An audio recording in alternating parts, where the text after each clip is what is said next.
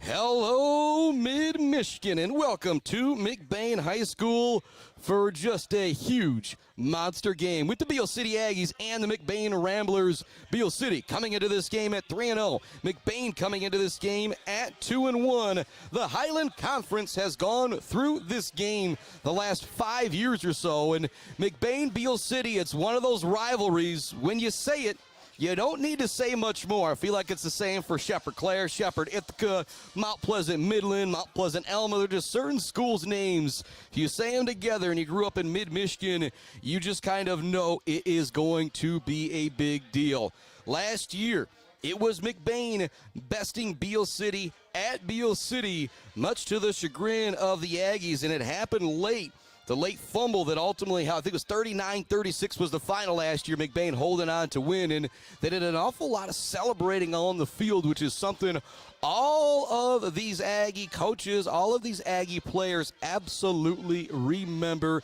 So I'm expecting a very, very fired up Beal City squad, and we all know how talented they are. State champions from last year and brought back a whole host of key players. You're listening to the Woods Household pregame show here on the Mid-Michigan Sports Network, and you know we're coming to you live from the Barberry Law Studios, built by Konwinski Construction. Also, much love going out to our friends, the Bird All-American Grill in downtown Mount Pleasant. The only place you'll ever find this guy post-gaming is the Bird All-American Grill in downtown Mount Pleasant.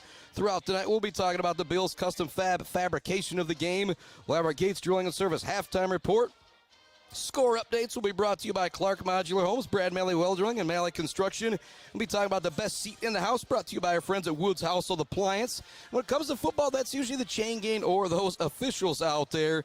And also much love going out to Brian Weefrich and the crew at Weefrich Financial, the sponsor of our Zaid Batchelder Baller of the Game. And whoever is the baller of the game tonight, they're going to have a great weekend, because whether you go to Beal City, whether you go to McBain, this is the game you have circled on your schedule. And I'll say this, last year, Beal City, district champions, regional champions, state champions. However, they were not conference champions, as it was this McBain team that was able to knock them off early in the year and went undefeated through conference play. Going to take a break here on the Mid-Michigan Sports Network and our Woods Household pregame show. When we come back, we'll break down the starting lineup for the Beal City offense, as they will be on offense first, as they will. I guess I didn't see who won the coin toss. I saw the old motion from the referee that it'll be Beal City receiving. So we're going to take a break here on the Mid-Michigan Sports Network. Back with more right after this. Hi, I'm attorney Joe Barberry. Just like doctors specialize in areas of medicine, at Barberry Law, we specialize in getting you the best possible results. If you've been injured by someone else's negligence, you owe it to yourself and your family to call our legal team. At Barberry Law, we focus on one thing, and that's getting you the compensation you deserve. Every case we take personally. My attorney is Joe Barberry, he can be yours too. Konwinski Construction offers a full range of construction services on small and large projects. Konwinski Construction is a leader in the community and are proud to support those student athletes who will be leading our community tomorrow. Konwinski Construction on Gover Parkway, Mount Pleasant. Mount Pleasant Automotive on Mission has been serving local auto shops and do-it-yourselfers since 1988. Mount Pleasant Automotive is locally owned and carries all the auto part, car care products, and auto maintenance supplies you will need. Visit them online at mtpleasantautomotive.com. Mount Pleasant Automotive, caring for our cars and our local student athletes. Bogwai Banga and Bradley on Main Street in Mount Pleasant provides uncompromising integrity when providing tax and accounting services to individuals and small businesses in the Mid-Michigan area. Bogwai Banga and Bradley has an expert CPA ready to help you, whether you're an individual that needs help with taxes or a business that needs help with, well, just about everything. Bogwai Banga and Bradley is a leader in the community and a proud supporter of local high school sports. Visit them online at bwbpc.com or stop into their office on Main Street in downtown Mount Pleasant.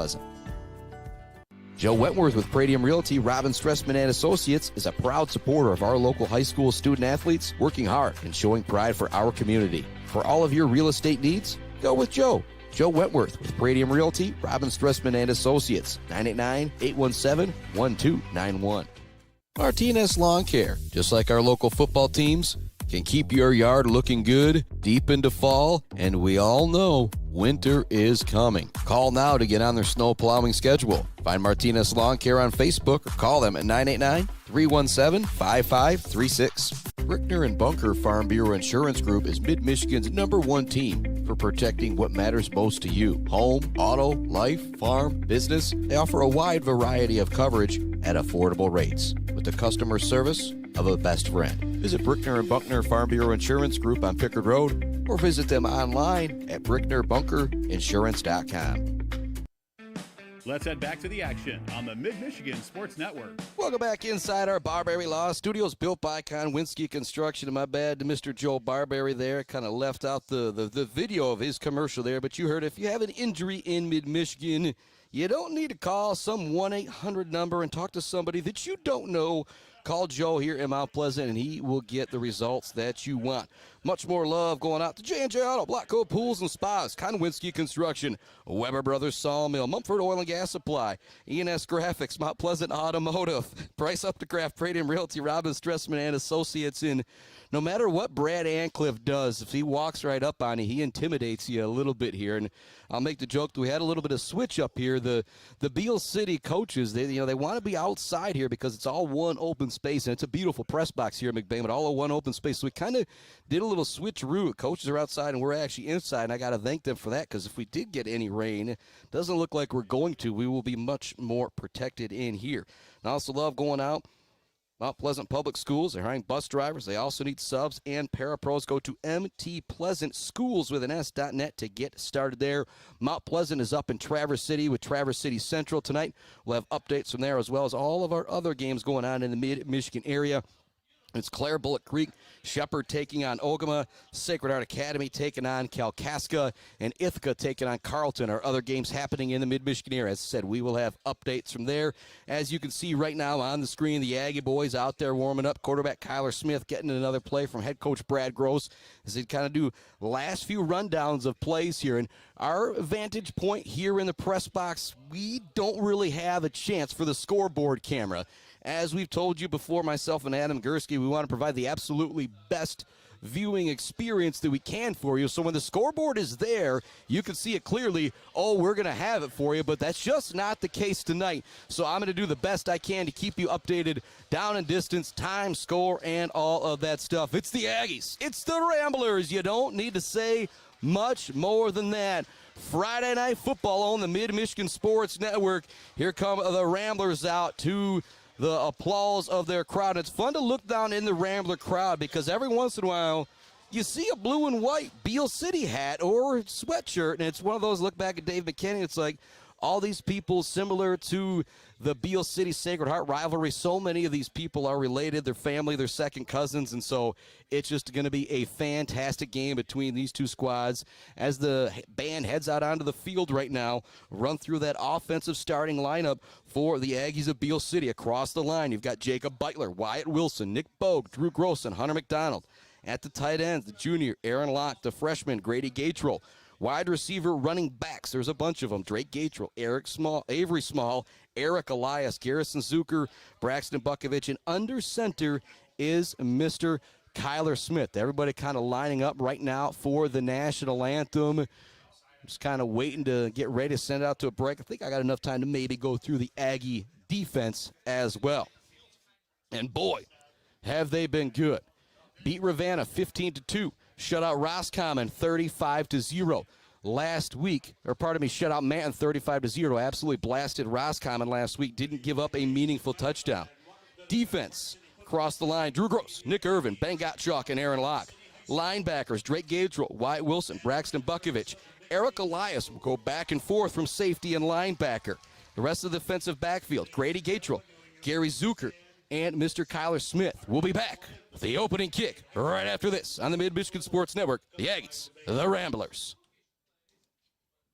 Weefridge Financial knows it can be incredibly overwhelming to navigate the world of financial planning. With trusted guidance and easy-to-understand advice, you can feel comfortable in your financial future with Weefridge Financial. Weefridge Financial assists people in all stages of life with a specialization in retirement and investment planning. Experience the power of working with an advisor dedicated to your success. Visit WeefridgeFinancial.com. Visit them in downtown Mount Pleasant. Call or text 989-953-7888. Weefridge Financial, member SIPC. All Seasons Fireworks is a big fan of all the athletes, coaches, officials, and volunteers who make high school sports happen. To make your next event bigger and brighter, stop by All Seasons Fireworks on M20 in Mount Pleasant. Graduations, birthdays, weddings, or a big win become more memorable underneath a night sky lit up by the magic of fireworks. All Seasons Fireworks on M20 in Mount Pleasant. When your team or business needs to look good, don't get left hanging. Call or stop by Hanging by a Thread in Wademan, the official embroiders for the Mid-Michigan Sports Network. Hanging by a Thread, a proud supporter of local schools. GNS Mechanical in Wademan offers service and installation on everything for your home and business. From a simple filter replacement to furnace, central air service, and install, geothermal, and walk-in coolers and freezers. If you have a need, GNS Mechanical has a solution. Learn more at gnsmechanical.com or call 989-644-2106. Imagine a home that reflects your style. With WW Construction, that dream will become a reality. As a trusted Mid-Michigan builder, WW Construction specializes in builds and remodels that turn ordinary spaces into extraordinary ones. Join the growing family of homeowners who trust WW Construction for quality and craftsmanship. Call WW Construction today at 989-621-2722 to make your dreams a reality.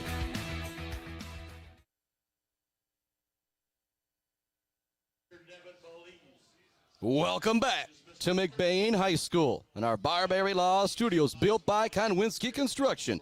Thank you so much for tuning in to our Woods Household Appliance pregame show. Best seat in the house brought to you by Woods Household. It is those officials out there. It is the chain gang out there. Chain gang a lot of times are all volunteers, and the reason why they do it is to have that best seat in the house. Shout out to our friends at Woods Household Appliance. Thomas Maloney, one of the senior captains, is going to be out there to kick things away for the McBain Ramblers from his own 40-yard line.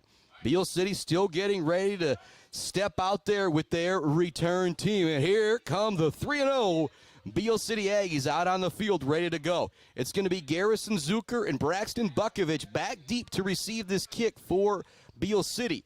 The up man out there is also going to be Eric Elias. Maloney taking his step back. I always think of Jason Hansen when I see these, meticulous steps back to kind of get exactly in your spot. Here we go. 12 minutes on the clock. Aggies ready to get the football. Here comes the kick. It's a great one from Maloney. It's going to be fielded by Zucker near the sideline at the 5-yard line. Looks to find some room to the far side. He turns it upfield. He's got big space across the 30. Turns it in across the 40. Makes Maloney miss. He's going to be brought down in McBain Rambler territory by Drew Hamilton. But a big-time return there for the senior, Mr. Zucker, to set up the Aggies big time. Zucker with a huge return on the very first play of the game.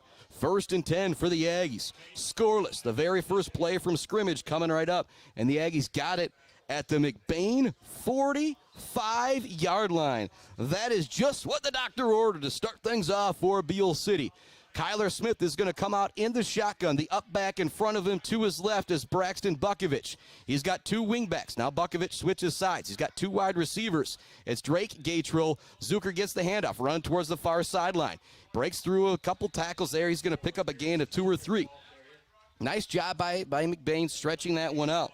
And what you're going to see tonight is Beal City trying to negate the size up front of McBain.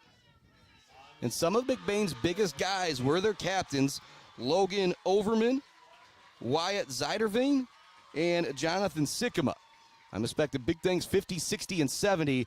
Beal City going to look to go to the outside to beat those guys. On the outside right now, it's Aaron Locke and Drake Gatrill lined up at wide receiver.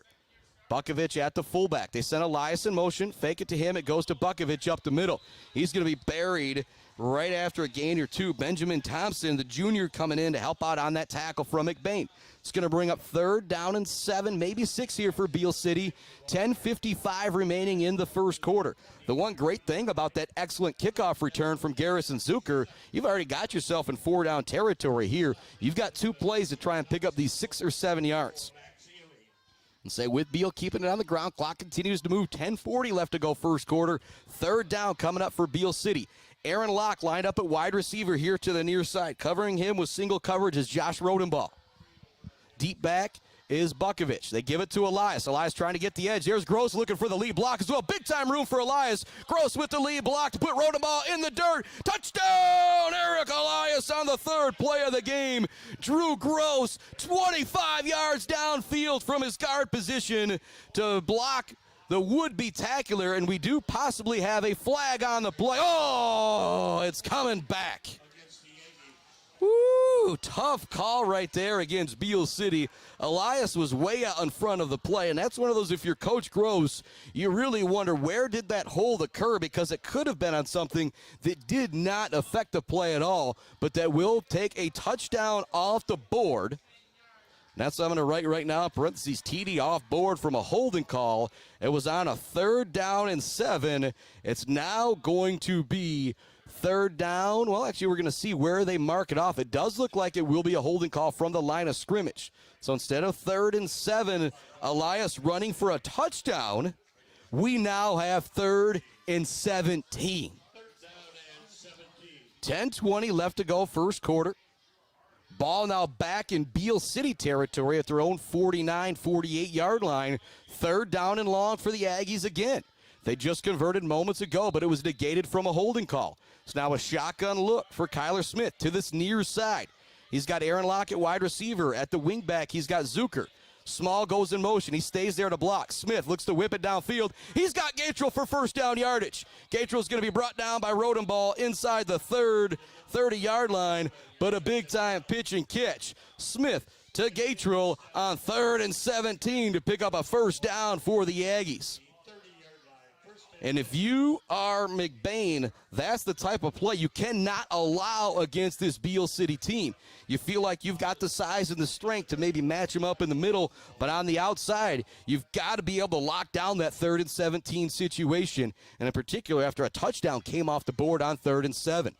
Smith remains in the gun, same formation, 2 wingbacks to his right. Small goes in motion. They hand it to him. Another big block out there from Gross. Might have another flag flying in as well. He's going to get inside the 20-yard line. Is Small. It will be 1st down yardage on the play, and that was not a flag that I saw flying in. That's just my vision getting worse and worse as I get older. 1st down and 10 for Beal City. They're going to have it right at the 20-yard line. Get me lined up here on the near hash. Kyler Smith comes in with the play, and that's also another little thing. I always like to give credit to those quarterbacks. Sometimes they do a lot of running sideline to sideline to bring that play in. 2 wingbacks. It's Garrison Zucker and Avery Small. Fullback, or tailback you could call it, it's Braxton Bukovich. Small goes in motion. They give it to Bukovich, so the lead block that way. He barrels over a couple tacklers. Tough running right there from the sophomore Braxton Bukovich. He's going to be really close to 1st down yardage. It'll bring up 2nd down and 2. Small coming out of the game. Eric Elias coming back in for him. Elias probably needed a little bit of a breather after that long run that was called back on 3rd down. 1st down and goal, or pardon me, 2nd down and 2 for the Aggies. 8:50 left to go in the first quarter as Kyler Smith trots back in with the play for Beal City.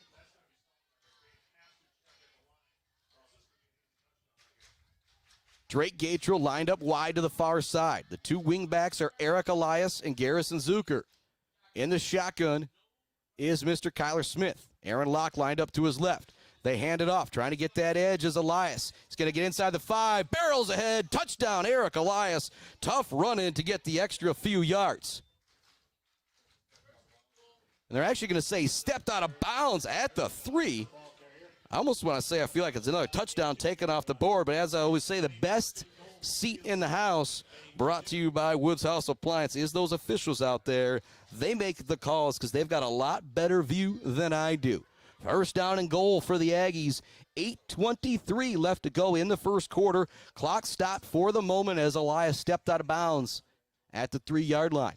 This will be the 7th play of the drive coming up for Beal City. They started at the McBain 45-yard line on a huge kick return from Gary Zucker. Gatrell lined up wide to the far side at wide receiver. Here to the near side at wingback is Garrison Zucker. They send Zucker in motion. They pitch it to him. Turns it inside. Pulls ahead. He's in. Touchdown, Garrison Zucker. Extra effort there for Zucker. And we'll wait to see. Looks like they will go for the extra point here. And the Aggies are on the board. 6-0 over McBain. 8:16 left to go in quarter number 1. What a drive from Beal City, starting off with that big-time return from Gary Zucker. They had a 3rd and 7 touchdown run. They got called back, but then it didn't matter as they completed a 3rd and 17. Kyler Smith to Drake Gatrell. Then a big run from Eric Elias and the touchdown run from Garrison Zucker. Now the extra point from Sienkiewicz. 7-0, Beal City with the lead. Just over 8 minutes remaining in quarter number 1. We're going to take a break and be back with more Aggie football right after this. They lead McBain 7-0. Hi, I'm attorney Joe Barbary. Just like doctors specialize in areas of medicine, at Barbary Law, we specialize in getting you the best possible results. If you've been injured by someone else's negligence, you owe it to yourself and your family to call our legal team. At Barbary Law, we focus on one thing, and that's getting you the compensation you deserve. Every case we take personally. My attorney is Joe Barbary. He can be yours too. Mumford Oil and Gas Supply is your one-stop shop for top quality products and procurement in the Michigan oil and gas industry. With over 45 years of experience and a strong commitment to customer satisfaction, Mumford Oil and Gas Supply delivers the best solutions for your oil and gas production, drilling, and service needs. If you need it, Mumford Oil and Gas Supply can get it. Visit them on Fancher Day or give them a call at 989-317-8582. Let's head back to the action on the Mid-Michigan Sports Network. Welcome back inside our Barbary Law Studios, built by Konowinski Construction and the Mid-Michigan Sports Network. The Aggies go 45 yards and 7 plays. They're up 7-0, 8:15 left to go first quarter. Kickoff is going to be taken by Campbell inside the 10. There's some nice running room here to the near side. He's going to be brought down by Avery Small just outside the 30-yard line. And so if you're McBain, very, very important to respond here. They don't necessarily have to get a touchdown. They don't necessarily have to get a field goal. But I feel like with the way this game went last year, the bad taste that these Aggie kids and these Aggie coaches have in their mouth, you cannot go 3 and out here in this situation. Here comes that offense from the McBain Ramblers. We're going to learn some of their starters, some of their key players together. Again, they've got a couple broadcasts here. I'm more worried about our Aggies. Out there on the line, it's Gross. It's Locke at the 2 defensive ends. Irvin and Gottschalk in the middle. Could see some Hunter McDonald out there as well. Fake the handoff, trying to find something up the middle. A little bit of counter action right there. It's going to be a pickup of maybe 3 or 4 there. Gatrell in with the tackle. Locke in with the tackle. Also Irvin in on the tackle as well for Beal City. And the starting defense for Beal City in the defensive backfield, it's the freshman Grady Gatrell, senior Gary Zucker, the junior Kyler Smith, and also going back and forth from linebacker and safety, depending on the formation, is a junior Eric Elias. Across the line, you've got senior linebacker Drake Gatrell, junior Wyatt Wilson, and sophomore Braxton Bukovich. And then the line is Gross, Irvin, Gottschalk, and Locke. Shotgun look for McBain this time. Quarterback Maloney wants to run it all the way, and he's got nowhere to go. Bukovich is going to bring him down. Actually, it's not Bukovich. Somebody else was in on the tackle. Bukovich kind of got slung around after the play. It's going to bring up 3rd down and 6 for McBain. 7:15 left to go first quarter. They've got it at their own 36-yard line. This is a big play right here.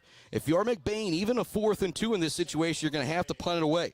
And as I said, the bad taste that these Aggie players and coaches have in their mouth from last year, I feel like if you're McBain, you don't want to give the ball back to Beal City 7-0. I got a feeling they're going to go up 14-0 real quick. Man in motion, gets the handoff. Campbell looking to get the edge. He's blasted right away. Wyatt Wilson coming up out of that pile. The junior linebacker has been everywhere all season long, and he's going to bring up 4th down and 5, and a definite punting situation here for the Ramblers. Big play from Wyatt Wilson. Avery Small trotting back to receive the punt. Zucker kind of also trotting back. It looks like Maloney's going to drop back to punt this one away. You got Zucker and Small now dropping back to receive the punt. If you really want to be risky and try and go for it, you maybe have single coverage on the outside if you're McBain, but where they are field position-wise, you've got to punt this one away. Not a lot of pressure from Beal City. It's a really high punt. It's not going to be returnable. It'll be down at the 35-yard line. Nice job by McBain. Trotting down on that one was Kason Pollington. If he doesn't down that might have actually taken a Beal City roll back towards midfield. But this game has started just like you wanted if you're Beal City. You go down and score right away. Then McBain goes 3 and out. With 5:56 left to go in quarter number 1, Beal City takes over at their own 35-yard line. Smith in with the play. Lined up to the near side at wide receiver. It's Aaron Lott. To the far side, it's Drake Gatrill. Wingbacks to the near side are going to be Zucker and Bukovic. The wingback to the far side is Elias. It's Smith in the gun, empty set. Zucker goes in motion. He'll get the handoff. They make him turn upfield. He does a great job making a couple guys miss. Falls forward. He might even have first down yardage on the play. Garrison Zucker is probably about 6'2", 6'3". He's not a slight frame either, but man, he can get skinny. He can get slippery and really make some guys miss out there. And you feel like a guy with his frame, you're going to see him playing quarterback or wide receiver, but running the football, man, he can juke and jive with the best of them. Kyler Smith coming back in with the play. More love going out to our friends. Martinez Lawn Care, Bogwa, Banga, and Bradley. Powell Frame and Collision. Dick Sova Auto Sales. Brickner and Buckner Farm Bureau Insurance Group. Block Electric. The Diner. WW Construction. All Seasons Fireworks. Pure Plumbing. Hanging by a Thread. And G&S Mechanical. Man in motion is Elias. They give it to Bukovic. Elias a bit of a lead back. A great job by Bukovic staying on his feet. He ends up just kind of stumbling forward, but it's going to be good for first down yardage. 2 running plays, 2 first downs on this drive for Beal City. Things are going great. It's 7-0 Aggies. 5:09 left to go in the first quarter, and the Aggies are now rambling into Rambler territory just across the 45-yard line.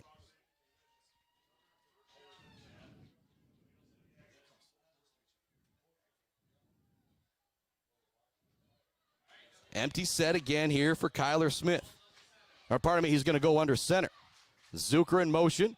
Handed off to Bukovic. Great play right there. Bukovic is gone across 30, 20, 10. Touchdown, Braxton Bukovic. What a call right there. Zucker went in motion. You usually have him go all the way across. This time they handed the ball off right before he even went past the quarterback in the center. McBain was not ready for that play, and Bukovic takes it in for the touchdown. The Aggies lead it 13-0 with 4:38 left to go in quarter number 1. What a run from Braxton Bukovic. I'm going to call it 40 yards out from the TD. I didn't have exactly where they were at, but a big time run there from the Aggies. Sienkiewicz back out there for the extra point. And I'll sound smart here. I said if you're McBain, if you give it back to Beal, I got a feeling they're going to score again really quick. And they did. Bukovic, the big touchdown run. It might have been an official who took the most punishment of everybody on that play. But they're a lot tougher than I am. They're up and ready to go for the extra point. It's good from Sienkiewicz. 14-0. Beal City in front. What a dominating start. And I'll say it again. If you're these Aggie kids, last year you were district champs. You were regional champs. You were even state champions. But you were not conference champions because McBain knocked you off last year. And so these kids who've had a bad taste in their mouth all year long are making it happen so far here. 14-0, Aggies in front. 4:38 left to go in the first quarter. I'm going to go back to that 3rd and 7 touchdown run from Beal City that was called back the very first drive of the game. If you're McBain, you've got the Aggies backed up in a 3rd down and 17. A big-time pass from Gatrill, or to Gatrill from Kyler Smith converted that. Since then, it's been all Aggies. I feel like if McBain was able to get off the field there, we could be in a very, very different situation. But now it's 14-0 Aggies. They have ran 10 plays. McBain has ran 3. There's 4:38 left to go in the first quarter. McBain is set to get the ball back for their second possession here in quarter number 1. But you see the Aggies score 2 touchdowns on 10 plays. I said that first drive, McBain can't go 3 and out. It's the same thing here. If you're McBain, you don't necessarily have to score a touchdown here, but you can't let that Aggie offense right back out onto the field. Nice tackle in the open field from Beal City. That was Avery Small bringing down the returner. So first down and 10 for McBain. 4:33 left to go in quarter number 1. Already 14-0 Beal City. So that's a great open field tackle there from Avery Small. So right at the 35-yard line is where McBain will have it. First down and 10. Shotgun look for Maloney. Lined up next to him at running back is going to be Grayson Guernsey. Hand it off up the middle. Nowhere for Guernsey to go. Gross is trying to rip it out at the last second. In their own, the tackle was Gavin Connors for Beal City. 73 getting in to make that play. And Gross was also out there as well.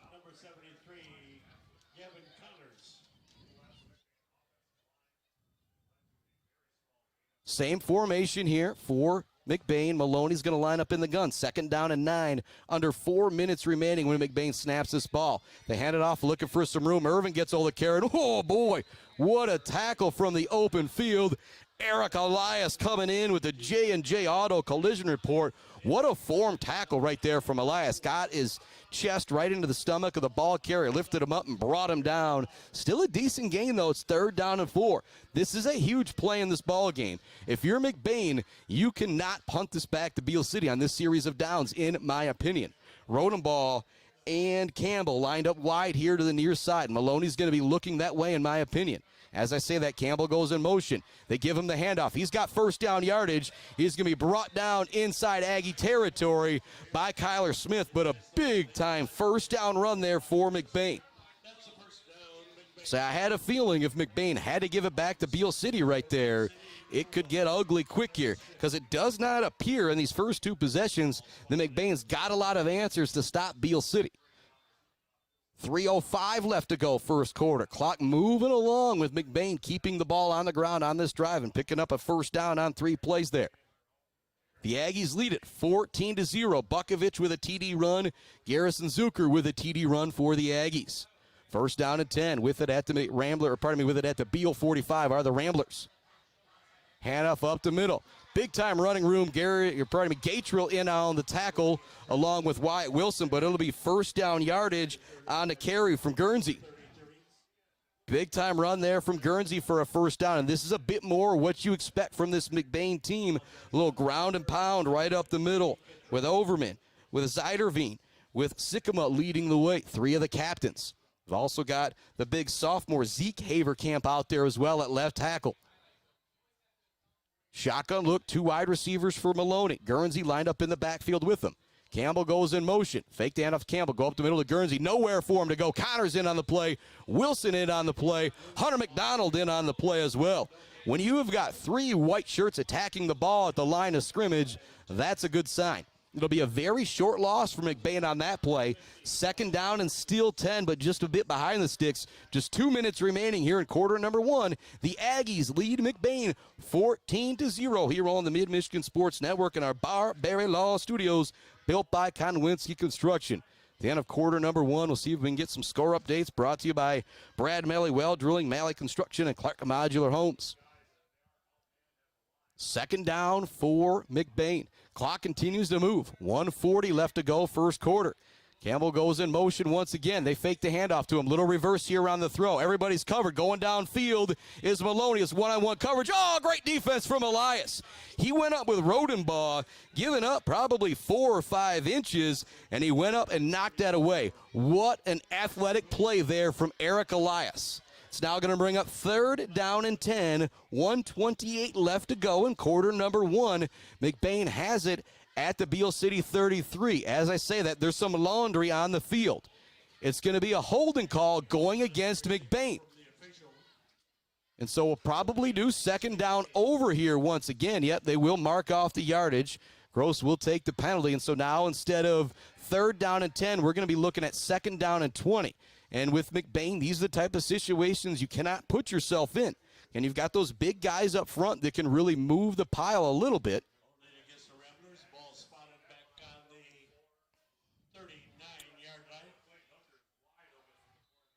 Well, considering where that play went and everything, they didn't mark off a whole lot of yards there, but Second down and 16 now for McBain. Shotgun look, 2 wide receivers to the far side for Maloney. They hand it off to Guernsey up the middle. He's got nowhere to go. Does a good job kind of trying to fight forward.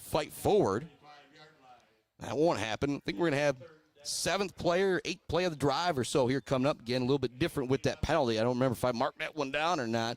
But the good point is, for Beal City fans, it's 3rd down and long for McBain. We've got 54 seconds left to go in quarter number 1. 3rd down and 11 for McBain from the Beal City 35-yard line. This will be 4 down territory here for the Ramblers. I expect them to keep it on the ground on this play to see what they can get for 4th down. Because if you throw an incompletion here, as I say that, they go to the air. Maloney here to the near side. Throws it over his body. It's intercepted by Drake Gatrell. Oh, my goodness. Drake Gatrell went up and snagged that with one paw and brought it back in. What a play from the senior all-sports star. He is actually going to be our student athlete of the week. Coming up, brought to you by our friends at Mount Pleasant Automotive and Crew. What a pick from Gatrell. Maloney had to kind of throw it across his body, but down distance situation, he had to throw it. What a pick from Gatrell. Goes up with one hand back over his body and snags in. And you talk about being an all-sport athlete. He wasn't catching a football. He was grabbing a weird rebound off the rim is what happened right there. What a catch from Drake Gatrell to bring in the interception. It does appear that we have some type of flag on the play. The officials are getting together, waiting to see the call here. Oh, my goodness, they might be taking this one away. It looks like the defense is back out there. Or maybe they're marking it off for the Aggie offense, still kind of waiting to see. No, it's the defense still out there. They're marking off yards against Beal City now. It was a roughing the passer call is what happened right there.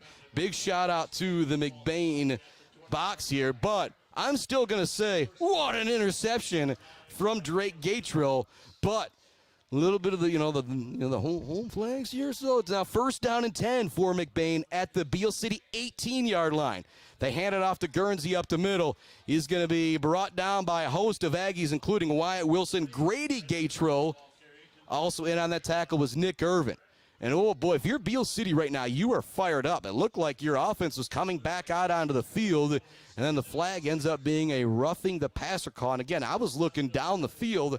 I didn't see the backfield on that play. That will take us to the end of the first quarter. It'll be 2nd down for McBain at the Beal City 10-yard line or 15-yard line when we come back. The Ramblers, ooh, boy, hanging on by the hair of their chinny chin already here at the end of the first quarter. 14-0 Beal City at the end of 1. Back with more after this on the Mid-Michigan Sports Network.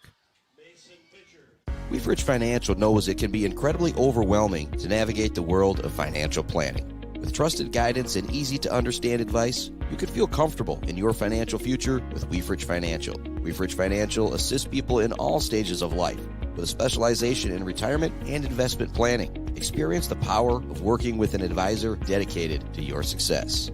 Visit weefridgefinancial.com, visit them in downtown Mount Pleasant, call or text 989-953-7888.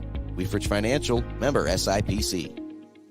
The Bird in downtown Mount Pleasant, open every day but Sunday for lunch and dinner. Delicious pizza, the world-famous Bird Burger, handcrafted, fresh-baked subs, many apps, and much more. There's something for everyone at The Bird in downtown Mount Pleasant, where friends gather like family. The Bird, supporting high school sports in mid-Michigan for nearly 100 years.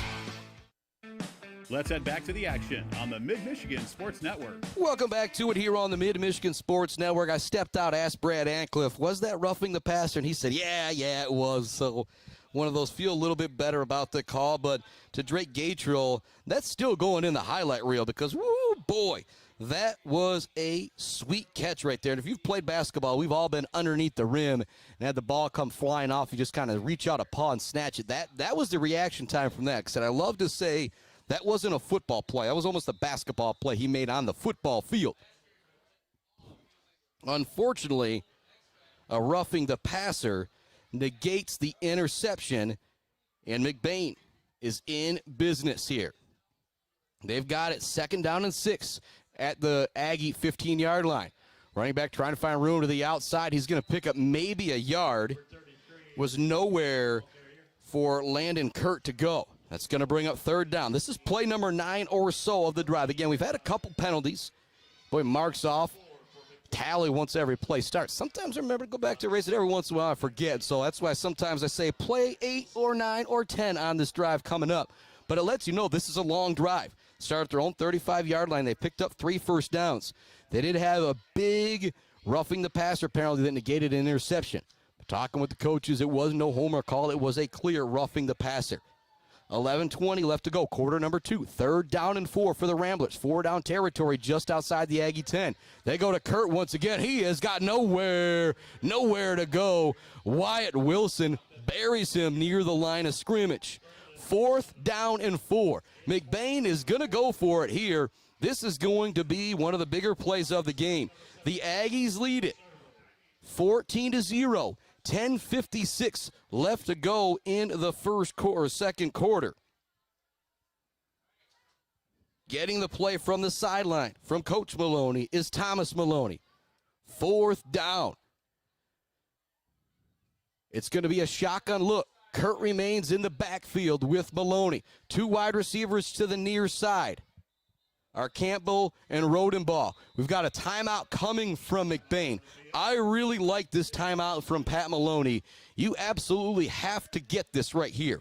If you turn it over on downs, Beal City rolled 45 yards in 7 plays to a TD, and then 65 yards to a TD in 3 plays on their first 2 drives. Your first drive went 3 and out. This one started at your own 35. This will be the 10th or so play of the drive coming up.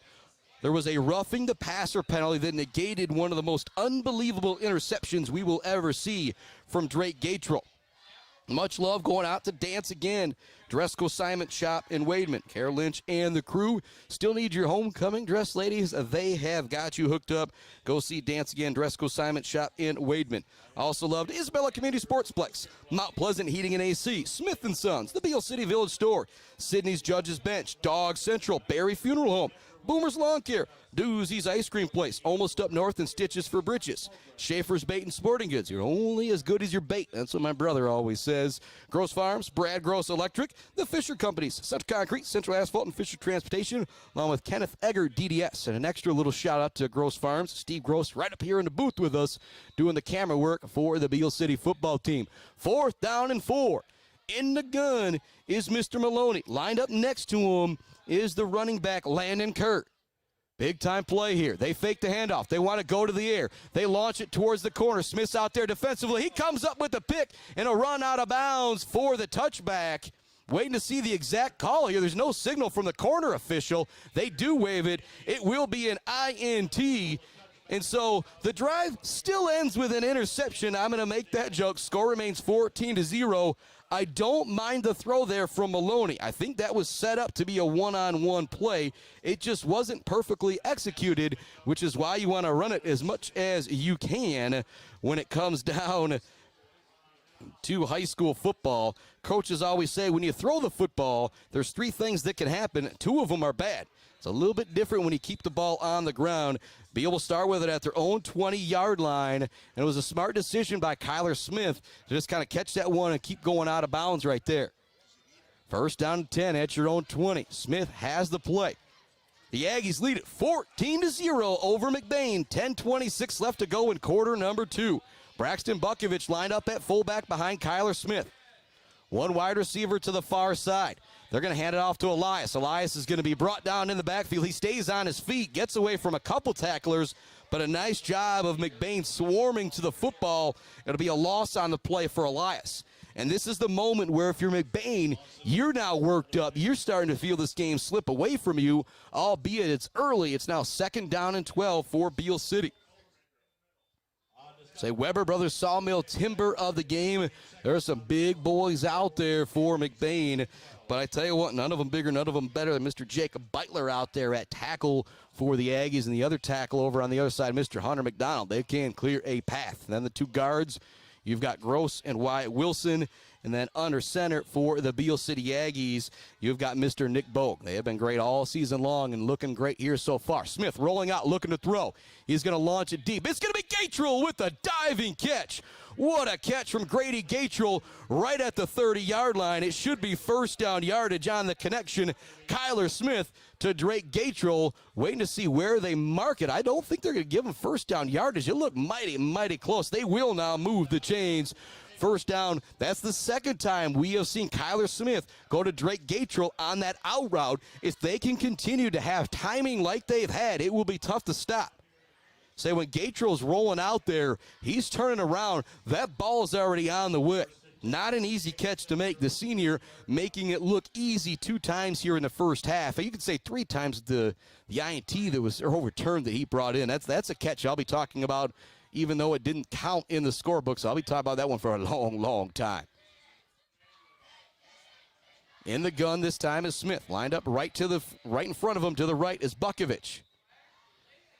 We're going to have a delay of game flag possibly coming in against Beal here. And that's working pretty quick there. But again, that'll back them up 5 yards. I don't think we'll see the Aggies change the play here. And so they'll probably be in good shape as far as play clock on this one. It's going to make it first down and 15 for the Aggies. Just had that big catch moments ago. Smith to Gatrell. 14-0 Aggies in front. 8:38 left to go, second quarter. Man in motion is Zucker. They fake it to him. Smith looking to throw. He's looking downfield. He's got Locke go long. It goes right through the wickets of Locke at the 40-yard line. Woo, boy, he would want that one back right there. What a throw from Kyler Smith. And again, if you know Aaron Locke, that might be the first time you've ever seen him drop a football. You go back to that Maple City Glen Lake game, and the catch that he had there ended up tipping it to himself. But that one could not have been more in the basket from Mr. Kyler Smith. It's going to bring up second down and 15. If you're McBain, you have to take advantage of this series of downs right here and that drop catch and also that penalty to put Beal City behind the chains. Elias goes in motion. They hand it off to him. He's got to turn it inside right away. There's nowhere to go. Big Jonathan Sikkema in on the tackle along with a couple other Ramblers. Here comes third down and 15. If you're McBain, this is where you can get momentum back on your side. It's 14-0, 8:10 left to go, second quarter. Beal City with the lead over McBain. Third down and 15 coming up for the Aggies, just inside their own, or right at their own 25-yard line. Kyler Smith comes in with the play. Smith to Gatrell has been a big-time connection here in this first half. Drake Gatrell is lined up here to the near side, wearing 11. Rodenbow is on him. It's Grady Gatrell, the freshman wide receiver, lined up to the far side for Kyler Smith. Man in motion is Elias. They fake it. Smith dropping back, looking to throw. They're going to throw the reverse screen. It goes to Elias. It was read all the way by Sikkema. He's going to bring down the ball carrier, but he caught the ball on one knee, and then Sikkema came in and hit him, and so that could be a personal foul penalty going against McBain here on this play. Myself, Adam Gursky, and Steve Gross, we're just a couple seconds behind the stream here, so we're all going back and watching it, and that's going to be a tough one. The officials are going to get together and check on this one. As I watched the replay, it looked like Sikkema might have stumbled into him a little bit right there. However, it could have been a dead ball hit per se. Elias is still down on the far side of the field. We're going to take a break here on the Mid-Michigan Sports Network. When we come back, we're going to see what is happening with this flag. It's either going to be a first down personal foul penalty for Beal City, or it's going to be fourth down and long in a punting situation for the Aggies. And also, Eric Elias could be a big miss for the rest of this game if that young man is out. Actually, as I say that, they're helping him up. He is a lot tougher than I am, Mr. Eric Elias, as he heads towards the sideline, gets an ovation from both sidelines here as well. So we'll keep it right here. 14-0. Let's see what this flag is, or if they pick up the flag. Again, they didn't mark off anything. And they'll be doing it right now, and it will be a personal foul. And so they're going to mark off the yards. I did not see them award an automatic first down or anything. And so we could be replaying third down, but instead of 3rd and 15 for the Aggies, they do now give them the automatic first down. And so that is a big, big deal, a personal foul first down that would have been 4th and a mile. That is a big, big moment to remember. So second first down of the drive for the Aggies. First one was a connection from Smith to Drake Gatrell. Smith is lined up in the gun. To the near side here is Drake Gatrell. Man in motion is Small. Small gets the handoff. He's got to turn it back inside immediately. And once again, in the backfield making the play is the senior Jonathan Sycamore. He has been great up front for McBain in this one. We've got 7 minutes remaining in the second quarter. Our score, Beal City 14, McBain 0.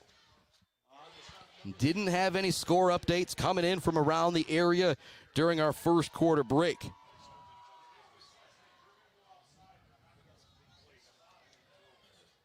Second down and 15. Shotgun look for Kyler Smith. 3 wingbacks, 2 to his right, 1 to his left. Man in motion is Zucker. They fake it to him, looking to throw. Man open is Small. He's able to turn it upfield. 40, 45 before he goes out of bounds. It'll be third down.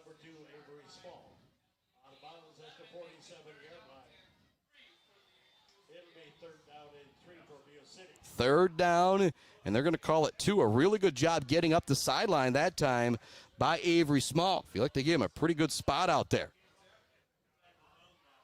Probably not 4-down territory if you're Beal up, but you want to be able to pick up this third down and short. It's 14-0 Beal City. There's 6:29 left to go in quarter number 2. I formation look with Drew Gross at the fullback. Handoff, pouring it to the 50-yard line is Bukovich. It's going to be really, really close to first down yardage. We'll see where they mark it. I said you probably wouldn't be 4-down territory, but if you are Beal, you probably got to consider this one. It's going to be 4th and a half a yard here.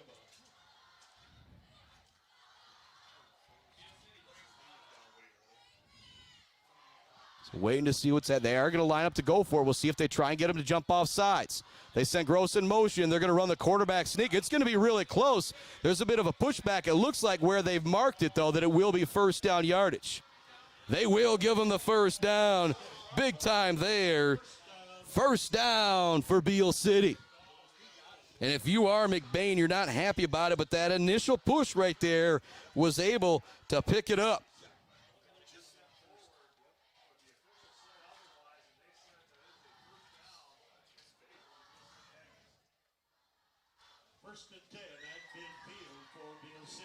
First and 10 right at midfield for the Aggies.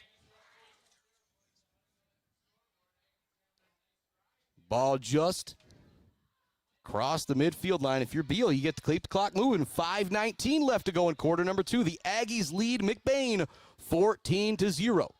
Smith goes under center. Zucker goes in motion. They hand it off to Bukovich. Bowling over a would-be tackler for first down yardage is the sophomore, Braxton Bukovich. That's the 4th first down on this drive.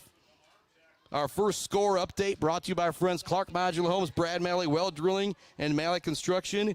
In the second quarter, 7:39 left. Ogama Heights leads Shepherd 14-7. Shepherd 3-0 for the first time since 2009. Definitely their biggest test against Ogama Heights and doing a solid job against it right now with that 14-7 score on the road. Going under center is Kyler Smith. It's Small and Small and Zucker as the wingbacks. Same play, they pour it right up the middle to Braxton Bukovich once again. He's going to pick up 4 or 5. Clock continues to move. 4:30 left to go until halftime. And our Gates Drilling and Service halftime report. If you're Brad Gross, you're now thinking, let's get into this end zone with about 2 minutes, maybe under a minute remaining, to not give much time to the Ramblers offensively. Again, score update 14-7. Ogama Heights on top of Shepherd. The Blue Jays just getting on the board there in the second quarter against a really, really good Ogama team. Under center goes Kyler Smith. 2 wingbacks remain Zucker and Small. The deep back remains Bukovich. Zucker goes in motion. They're going to throw it this time. Smith gets out of pressure. Now rolling out to the far side of the field. Zings it over. It's going to be complete. Actually, they're going to say, I think it's going to be complete, but they're going to say Locke had his knee down on the ground, and so it will be first down yardage for the Aggies. They've now picked up 5 first downs on 11 plays on this drive. There's 3:50 left to go in the second quarter, and they are now deep into McBain territory, just outside the Rambler 30-yard line. And Kyler Smith continues to impress at quarterback. He is absolutely unbelievable. First down for the Aggies on the 27-yard line of McBain. Going back under center once again is Kyler Smith. 3:33 left to go second quarter. Aggies lead it 14-0. Small goes in motion. It goes to Bukovich once again. He's got to cut it back. Big running room up the middle. Bukovich, when he sees that hole, he absolutely blasts through it with bad intentions and barrels over another tackler for a couple extra yards. You talk about players or running backs falling forward, getting that extra yard. Braxton Bukovich blasts forward. He gets an extra 3 or 4 yards when he makes that contact because he absolutely runs through that tackler. First down and 10 for the Aggies. The ball at the Rambler 14-yard line. 3:05 left to go in quarter number 2. McBain still has 2 timeouts remaining. The Aggies have all 3 of their timeouts left until our Gates Drilling and Service halftime report. Bukovich remains a deep back. I'd be surprised to see anything else other than the number 5 getting the football here. He gets it, tries to get the outside. Great job gang tackling there by the Ramblers. It took 2 or 3 Ramblers to bring down Bukovich, but they were able to rally to the football to bring down the big sophomore. Second down and 9 now for Beal City. On the stop, number 24, Max Seeley.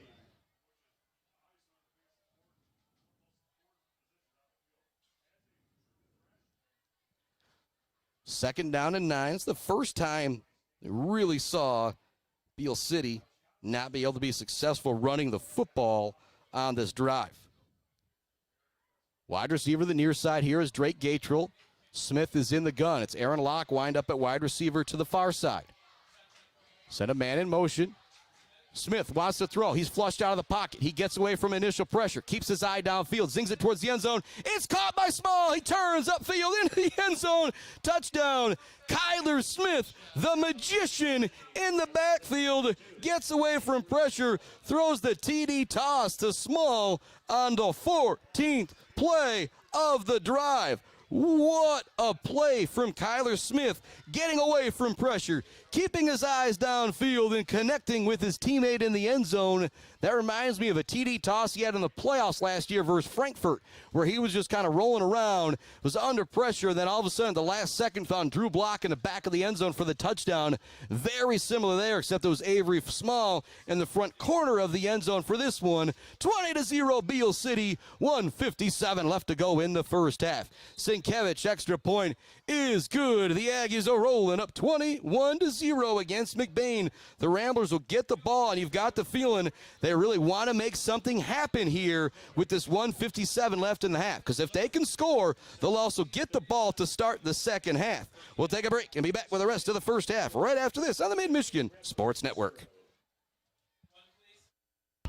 Value is not just a price. When you buy something for your home, it's an investment. Knowing that you're getting a great deal and service after the sale is priceless. At Woods Household, we only carry quality products for your home at competitive prices. Furniture that is attractive and durable. Comfortable mattresses that last for years. Flooring that stands up to wear and tear. These are all products that last by trusted name brands like FlexSteel, Serta, Whirlpool, and many more. So shop the Woods way. Blackhole Pools and Spas is Mid-Michigan's #1 pool and hot tub destination that will turn your old space into your #1 destination. From delivery of a full pool for the family to the relaxing hot tub for after work for mom and dad, Blackhole Pools and Spas does it all. Stop by their showroom on Remus Road to check out their beautiful selection of hot tubs and learn how you can build the pool of your dreams. Welcome back to it here on the Mid-Michigan Sports Network. Returner looking for some room from the far side to the near side. It's going to be brought down to the 25-yard line. Not a bad return out there, but not a ton of room for a Benjamin Thompson. If you're McBain, You've got 150 left to go in the first half. You're trailing 21-0 to your rival Beal City. You get the ball to start the second half. If you're McBain and you can score here, we're looking at a really, really different halftime than if they're not able to get the ball into the end zone. And the last thing you can also do, you got to get down the field quickly, but you also don't want to throw it a couple times to stop the clock and then maybe give Beal City another chance for a big play. Shotgun look, 2 running backs on each side of Maloney. 2 wide receivers split here to the near side. They hand it off to Kurt. No, that's not Kurt. Pardon me. I thought that was 33. Kurt with the run. That's going to be 22 there with the carry. 24, pardon me, with the carry, Max Ealing. It's going to bring up 2nd down and 9. So if you're McBain, you run the football, and now you're letting the clock run here. 1:30 left to go first half. 2nd down and 9 for McBain at their own 26-yard line. You got to do this here in a hurry if you are Maloney and the crew. They hand it off, trying to find some room to the far side. Drake Gatrell's going to be there with the tackle along with a couple other Aggies to bring down Brunick on the play. And again, not a whole lot of hurry here from the Rambler offense. It's going to bring up 3rd down and 3rd down and 3. Under a minute remaining here. 2 wide remain here to the near side. McBain wants to throw it that way on the wide receiver screen. Bukovich and Locke force the wide receiver to turn back. And there's Gross to bring him down for a loss. Trying to find space out there anywhere was Campbell, but here comes Gross to sling him down in the backfield. Clock continues to run. Now 4th down for McBain. And McBain trying to throw that wide receiver screen. Beal kind of was daring, I feel like, McBain to throw it there to the near side. With the speed of Bukovich and Locke closing in, they closed in real quick. We got a timeout on the field. It's a Beal City timeout. I like this timeout. You gotta make McBain punch you the football at least. And with the big playability of Kyler Smith, Drake Gatrell, and Mr. Aaron Locke, you can make something happen downfield.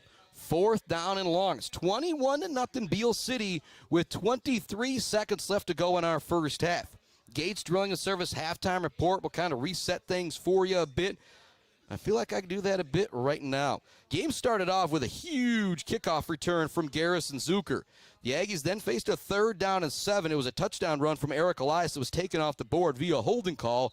But the very next play, it was Kyler Smith to Grady Gatrell to convert a 3rd and 17. Gary Zucker took it in for a short touchdown run. McBain then went 3 and out. Then on the 3rd play of the next drive was a 40-yard or so touchdown run from Braxton Bukovich. Next possession had an INT taken off the board because of a roughing the passer penalty. But then still on 4th down and 4 with 10:50 left in the second quarter, it was Kyler Smith coming up with the INT in the end zone. It's Smith to Gatrell with another big first down on the Aggies' 3rd drive. Personal foul, first down that would have made it 4th and 14. Here comes the punt. Back deep to receive it is Avery Small. It's going to take a hit at the 40, and it's actually going to roll down to the 30. Small's going to get maybe a little bit of an earful as he comes to the sideline. That's one they want you to return, that one right there. But if you're Avery Small and you don't have absolute confidence to go get it, you want to be careful there. We have got 4 seconds, 3 seconds, 2 seconds. Yeah, McBain did not want to down it, and not a bad decision there by McBain. Like, if they're going to let the clock run off, let's let them let the clock run off. Let's see how much time. So there's just going to be 4 seconds here. So if you're Beal City, you're going to maybe be able to run one play from your own 24-yard line. And with the way Braxton Bukovich has ran the football here in half number 1, I don't think handing it off to Bukovich would be a bad play here at all. But let's see what the Aggies come out and do. Bukovich will be the deep back. 1st down and 10 here for the Aggies. Smith goes under center, and he will just take a knee. That will take us to halftime. 21-0, Beal City with the lead. If you're McBain, you got it back at your own 25-yard line with 1:50 left to go, but you went 3 and out. McBain actually in this game 1, 2, 3 drives. 2 of them have been 3 and outs. The other one moved all the way down the field. It was ultimately an interception in the end zone from Kyler Smith to end that drive. It's time for our Gates Drilling and Service halftime report. We'll have This Week in MHSA Sports with John Ross and so much more after I put a quick bow on this first half after we come back. It's the Gates Drilling and Service halftime report here on the Mid-Michigan Sports Network. Back with more right after this. Brad Malley Well Drilling has proudly served Mid-Michigan since the early 1990s. We are family-owned with 3 licensed drillers and over 100 years of experience. We specialize in 5-inch PVC water wells and systems ranging from 2 to 12 inches. Every well we do includes a 5-year warranty and 1-year parts and labor guarantee. We are available 24/7, and you'll always talk to a real person. Call Brad Malley Well Drilling today for a free estimate. Trusted service, generation after generation. Clark Modular Homes in Mount Pleasant are a one-stop shop from the buy, the build, and beyond with their fantastic service department. Stop in to see their selection and purchase options today on Pickard Road or visit them online at modularhomesbyclark.com. Clark Modular Homes, supporting Mid-Michigan youth in and out of the classroom.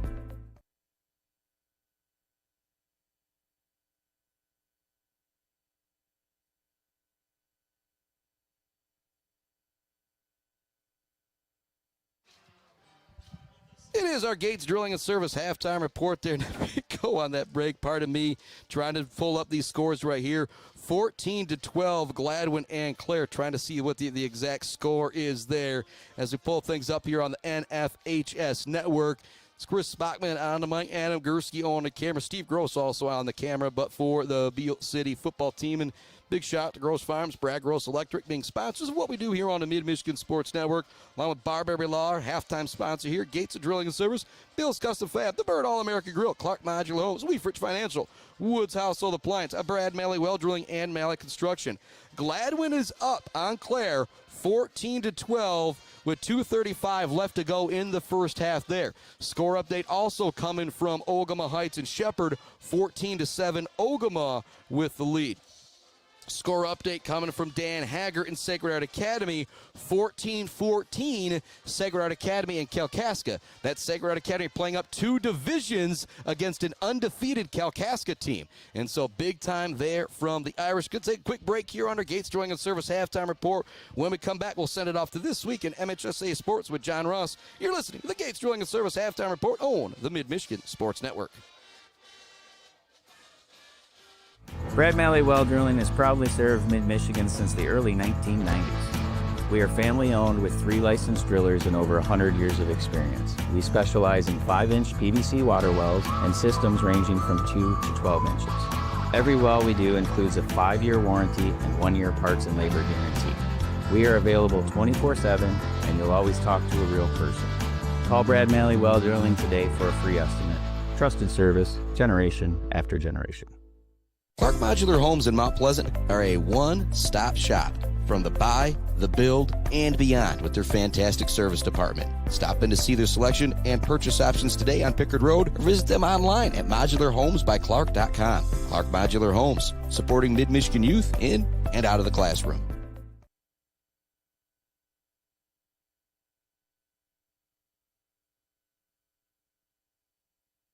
Welcome back to the Gates Drilling and Service halftime report here on the Mid-Michigan Sports Network. 21-0, our halftime score. The Aggies in front of the McBain Ramblers. McBain will get the ball to start the second half. If McBain doesn't come out and score and they give it back to Beal City is just going to be able to run so much clock on their first possession of the second half. Regardless of what happens, it's going to put McBain in a really tough spot.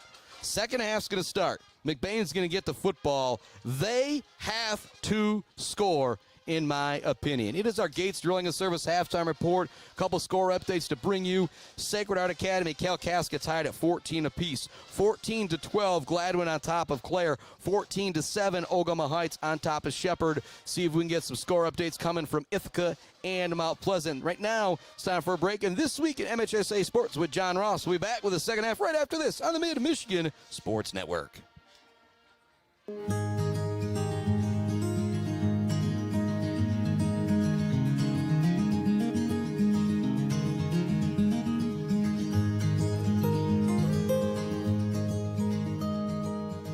Hey guys, it's Tanya from Clark Modular Homes. I'm here to talk to you today about who we are and what we do. Clark's opened in 1983 and has been centrally located right here in Mount Pleasant, Michigan. We have one of the largest display centers with around 12 to 15 homes on display all year round. We have a fully experienced staff. We also have an in-house project manager who can pull our permits and coordinate our job from start to finish. We are proud to have an A+ rating with the Better Business Bureau. We are our own contractor, making it a one-stop shop for you for your home building needs. As the owner would say, we can do it all.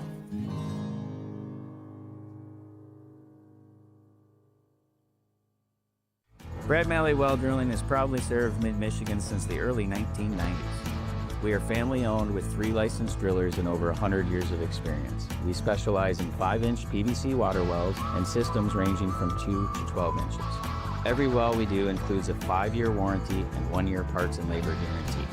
We are available 24/7, and you'll always talk to a real person. Call Brad Malley Well Drilling today for a free estimate. Trusted service, generation after generation. Weber Brothers Sawmill has been in the sawmill and logging business since 1950. Weber Brothers Sawmill buys standing timber and logs all over central and northern Michigan with National Hardwood Lumber Association certification. You can be assured of a professional job, from the marking and cruising of your woods through the harvest. Weber Brothers Sawmill is a proud supporter of our local high school student athletes. Blockco Pools and Spas is Mid-Michigan's #1 pool and hot tub destination that will turn your old space into your #1 destination. From delivery of a full pool for the family to the relaxing hot tub for after work for mom and dad, Blockco Pools and Spas does it all. Stop by their showroom on Remus Road to check out their beautiful selection of hot tubs and learn how you can build the pool of your dreams. J&J Auto in Wademan is Mid-Michigan's elite automotive repair shop. J&J Auto offers complete collision repair and mechanical repair. Stop by on Wademan Road or call them today at 989-644-8908. J&J Auto, proud supporters of high school student athletes. Pure sportsmanship is the most important thing in high school sports. When it comes to your home or business, Pure Plumbing just might be the most important thing. If your plumbing isn't pure, don't worry, no one needs to see the other angle. For Pure Plumbing, call 989-644-8928 or visit mipureplumbing.com. Block Electric Company in Wademan has been powering Michigan for over 30 years. There's no job too big or too small for Block Electric Company, like an entire school or something simple at the home, like making sure the outdoor lighting, thermostat, or ceiling fan is installed professionally. Block Electric Company is a proud supporter of local schools and high school student athletes, learning skills in and out of the classroom to lead our communities tomorrow. Good luck to all student athletes from Block Electric Company, and go Aggies. How the MHSAA educates both new and existing athletic directors, and a new feature bringing you all the bumps, digs, and blocks from around the state. I'm John Ross, and this is This Week in High School Sports, powered by the Michigan Achievement Scholarship. The start of a new school year is an extremely busy one for athletic directors, especially first-time ADs. Starting in mid-August, the MHSAA offers an in-person new AD orientation that every first-time AD attends. One other way ADs are supported is the AD Connect program. 8 recently retired athletic directors are serving as mentors to first-time ADs, helping them understand the ins and outs of being an athletic director and being there to assist them with any questions they have. The AD Connect program is led by Assistant Director Brad Bush and the Executive Director of the MIAAA, Karen Lennar. Also during the fall, there is an update meeting for all athletic directors and school administrators. The update meeting is held in 7 different locations throughout the state, the first being in Kalamazoo, and the final meeting is in Marquette in mid-October. And typically, about 800 school administrators attend an update meeting. This is the 48th year of the update meeting, and it's a great opportunity for school leaders to hear from the MHSAA's Executive Director, Mark Ewell, on the direction of the association. It's time for Game Balls, when we highlight a trio of standout performances from the past week. First, Durand Soccer's Colton Fryer. He scored the game winner in a 3-2 win over previously unbeaten Ovid Elsie. The victory also avenges a 4-1 loss to the Marauders earlier this season. Battle Creek Harper Creek freshman golfer Ella Bushman She finished first at the 2025 All-City Girls Golf Championship, leading Harper Creek to a team title there as well. And to Ithaca's backup quarterback, Grayson Merchant. Playing for the injured starter, he ran for 3 touchdowns and scored the game-winning 2-point conversion in overtime in a 42-40 win over Saginaw Michigan Lutheran Seminary. Graduating seniors could qualify for a tuition-free skill certificate or associate degree through the new Community College Guarantee, no matter their GPA or your household income. Or if your child plans to attend a 4-year university or career school, the Michigan Achievement Scholarship Program has them covered. They could get up to $27,500 toward a bachelor's degree or up to $4,000 for career training. Complete the FAFSA to get started at mi.gov/achievement.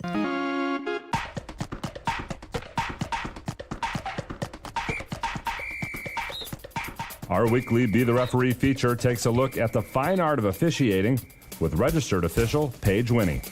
We have a soccer You Make the Call for you today. A player is lined up to take a penalty kick. His shot gets past the keeper and hits the post, rebounding back to him. Since the keeper dove to stop the shot, he has a wide open net and calmly sends his second attempt straight to the back of the net. Good goal? It is not. After a penalty kick is taken, the kicker can only play the ball again after the goalie or another player touches it. A ball kicked off the post and directly back to the original kicker cannot be played. In this instance, the goal is not awarded and the defending team is given an indirect free kick at the spot of the infraction. If the original PK had glanced off the keeper first, then hit the post and back to the original kicker who scored, then it would have counted. Thanks, Paige. Now more than ever, we need officials. If you're interested, please go to the MHSAA website now to register. MHSAA.com wants to welcome you to the Block Party. The MHSAA's newest online endeavor, the Block Party, is a weekly look at Michigan's most popular girls' sport, volleyball. Every Tuesday from now until the finals, you can check out the week in review, the watch list, and upcoming can't-miss contests. You can also see updated MPR standings and rankings from the Michigan Interscholastic Volleyball Coaches Association. We hope that these weekly reports, as they have for football and basketball, shine more light on the week-in, week-out competition that shapes every season, and on programs that you may already know about, but also several more that you'll maybe read about for the first time. There were more than 20,000 high school volleyball players in Michigan last year, and that number is sure to go up this year with the addition of boys volleyball in the spring. Postseason play for the girls this fall starts November 3rd. The regional round will start November 11th, and the semifinals and finals will all be at Kellogg Arena in Battle Creek November 20th, 21st, and 22nd. Before the postseason gets started, be sure to get caught up on everything volleyball by checking out the Block Party each Tuesday at MHSAA.com. You've been listening to This Week in High School Sports, powered by the Michigan Student Aid, a production of the MHSAA Network. Thanks for joining us. I'm John Ross. We'll be back next week. Jenna Gates. And Kyle Gates here. We are the 5th generation with Gates Drilling and Service. We've been serving our friends and neighbors in Michigan since 1893. We have the latest and greatest well drilling technology, allowing us to put in wells where others can't. Lake lots and tight spaces are no problem. From our family to yours, thank you, and call at 989-772-7841 for all your well drilling and service needs. Gates Drilling and Service, where Gates goes, water flows. Bill's Custom Fab can handle any job you need, from large-scale steel building projects to fixing your favorite stainless serving pan. Bill's Custom Fab can weld and fabricate anything. Call today at 989-772-5817 or stop by on Gover Parkway in Mount Pleasant. Good luck to all of our local athletes from Bill's Custom Fab. The Bird in downtown Mount Pleasant, open every day but Sunday for lunch and dinner. Delicious pizza, the world-famous Bird Burger, handcrafted, fresh-baked subs, many apps, and much more. There's something for everyone at The Bird in downtown Mount Pleasant, where friends gather like family. The Bird, supporting high school sports in mid-Michigan for nearly 100 years. We have all seen this sticker, maybe in Mount Pleasant, Beal City, Ithaca, or Traverse City. There is a reason you see that sticker everywhere. That's because Dick Sova Auto Sales has been selling sharp used cars and trucks for 3 generations. Stop in to see the Sova family in downtown Shepherd for your next low-mileage, immaculate car and see why they're known for over 40 years of fantastic customer service. Or you can view their inventory now at DickSovaAutoSales.com. Dick Sova Auto Sales, selling sharp used cars and trucks and supporting sharp student athletes. Powell Frame and Collision knows we all spend a lot of time looking out the windshield. So if yours gets cracked, dented, damaged, or destroyed, Powell Frame and Collision, along with their expert collision service, now offers expert auto glass replacement. Working with insurance, they can replace all makes and all models, including new advanced driver assistance system windshields. Mention you saw this ad and you can get $100 off of your windshield replacement. Powell Frame and Collision, downtown Shepherd. For over 4 decades, ENS Graphics has delivered confidence, trust, and peace of mind by providing their customers with expert service and using state-of-the-art technology. We all know in sports, what's on the inside counts the most. But when it comes to your business, school, organization, what's on the outside does matter. If your business needs anything printed, ENS Graphics can do it. If you want your club, team, organization to look good, ENS can help with that. They take your vision and make it their mission. ENS Graphics, a proud supporter of the Mid-Michigan community and their local athletes. Visit ENS Graphics at their location down in Ithaca or visit their website at esgraphics.com. ENS Graphics, printing all things physical. Let's head back to the action on the Mid-Michigan Sports Network. Welcome back inside our Gates Drilling and Service halftime report in our Barbary Law Studios, built by Konwinski Construction. Thanks so much for tuning in to our Gates Drilling and Service halftime report. And this week at MHSA Sports with John Ross, letting you know what you need to know about what's going down with high school sports in the Michigan area. McBain will get the ball to start the second half. And score updates, it was 14-12. Gladwin over Clare towards the half, 14-7.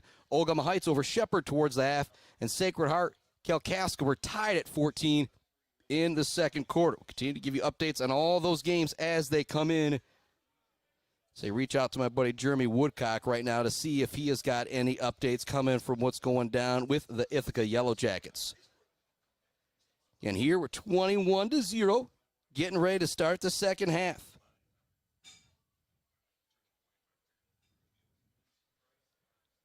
Trotting back deep to receive the kick for McBain is going to be Mr. Campbell. And Beal City's still down on the other end of the field getting ready to go. There's still 40 seconds counting down on the halftime clock, so they've got the time to do it. Now they head towards the sideline, and some stats from Mr. Dave McKinney from the first half. Total yards, Beal City 194, McBain 45. First downs, Beal City 11, McBain 3. Passing yards, this one might be my favorite. Beal City 65, McBain -9 passing yards. Braxton Bukovich, what a half he is having. 9 carries, 98 yards for the sophomore, including that big 45-yard touchdown run. And Kyler Smith is 5 of 6 in the first half. Made some unbelievable throws. And if you remember, his one incompletion, I think Aaron Locke would even say, that one's my bad, Kyler, because it was right in the wickets. And so Kyler Smith could be potentially 6 for 6 with a couple touchdowns in that first half, over 100 yards. A really, really good first half from the junior quarterback. Sienkiewicz is out there ready to kick things away to get the second half going. Again, thanks so much for listening to our Gates Drilling and Service halftime report. Also, that Woods Household pregame show. And you know it's the Bird All-American Grill postgame show. The only place you'll ever find this guy postgaming is the Bird All-American Grill in downtown Mount Pleasant. And still thinking about that Bill's Custom Fab fabrication of the game. It's probably going to be hard to beat the throw from Kyler Smith to Avery Small as he evaded pressure, found Small downfield for the touchdown toss. I also think about, it's probably going to also be our Mumford Oil and Gas Supply assist of the game, Kyler Smith connecting with Mr. Avery Small. Here comes the kick from Sienkiewicz from the 40-yard line. It's going to be fielded at the 6-yard line by McBain. Trying to find some room here to the near side. Nice job by Avery Small making sure they turn him in. It's Grady Gatrell out there with the tackle. Also helping bring down the returner was Will McClintock. First down and 10 for McBain starting the second half. You go back to the first half, they had 2 3-and-outs, then one 10-play drive. It was ultimately an interception at the goal line by Kyler Smith for a touchback. And so if you're McBain, if you don't get it going here, it could end up being a long night, long weekend, and even a long year as you got to hear from your friends at Beal City all year long of how they won this rivalry matchup. 1st and 10th, their own 25-yard line. Handoff up the middle. Not really a whole lot of space for the ball carrier there. We'll see where they marked things on the far side of the field. They're going to give them 3-4 yards on the carry on that one. On the carry for McBain, it was Max Ealing. 2nd down and 7. 11:30 left to go in our third quarter. Beal City leads at 21-0. And myself and Adam Gursky want to provide the best viewing experience that we can. If we had a good shot of the scoreboard, we would have it up there. I'm going to do the best I can to keep you updated. Drake Gatrell getting into the backfield to help bring down the ball carrier from his linebacker position. It's going to bring up 3rd down and long. And I do have another score update. Ithaca up big, 52-0 against Carleton. Woo, woo, big time happening from Ithaca. And boy, starting to look ahead, there is that outside chance. Week 9, it just could be. I'm just dreaming. Pipe dream. Could be 8-0 Beal City versus 8-0 Ithaca. Oh, boy. What a doozy that would be to end the regular season. 10:44 left in the third quarter. 3rd down for McBain. They've got to pick this up here. Looking to throw. They're going to sling it downfield. It's going to be knocked away by Kyler Smith. Waiting to see the call. Yep, that's going to be incomplete. It'll bring up 4th down. Kyler Smith giving up a lot of size on Roden ball, but a lot of times all you try and do, get yourself in between the receiver and the football, and you're going to knock it away. Excellent defense there from Kyler Smith. It's going to bring up 4th down and 5 for McBain. There's 10:36 left to go in the third quarter. They're going to have to punt this one back to Beal City. This will be the 3rd 3-and-out out of 4 possessions for McBain. If you're the Ramblers, this is not what you expected, what you wanted here tonight. Gary Zucker, Avery Small, back deep to receive the punt from Thomas Maloney. Zucker about 5-10 yards in front of Small. Maloney's now going to look to run the fake. Coming up to bring him down is Bukovich. He's not going to get it. Braxton Bukovich with a Bills custom fabrication of the game type of play on the fake punt. Maloney read that he had the space. It was him and Bukovich one-on-one. If Maloney makes a miss, he gets the 1st down. But the sophomore with a big time tackle on the play. And now Beal City is in business on the turnover on downs as the fake punt goes nowhere, thanks to number 5, Mr. Braxton Bukovich. And you start to think about that Zaid Batchelder baller of the game, brought to you by Weefrich Financial in downtown Mount Pleasant. Braxton Bukovich putting his stamp on this game. The sophomore running back had 9 carries, 98 yards, and a tutty in the first half. He now has possibly the biggest defensive play of the game here as Beal City takes over at the McBain 33-yard line. Getting the handoff on the counter play is Elias. Elias punishes the tackler out there as he goes ahead for a couple yards. Not big-time yardage there for Elias, but he lowered the shoulder and put a hurting on Campbell, who went to make that tackle, and he's one of their better offensive players, and so when you can dish it out to him running the ball, not a bad idea.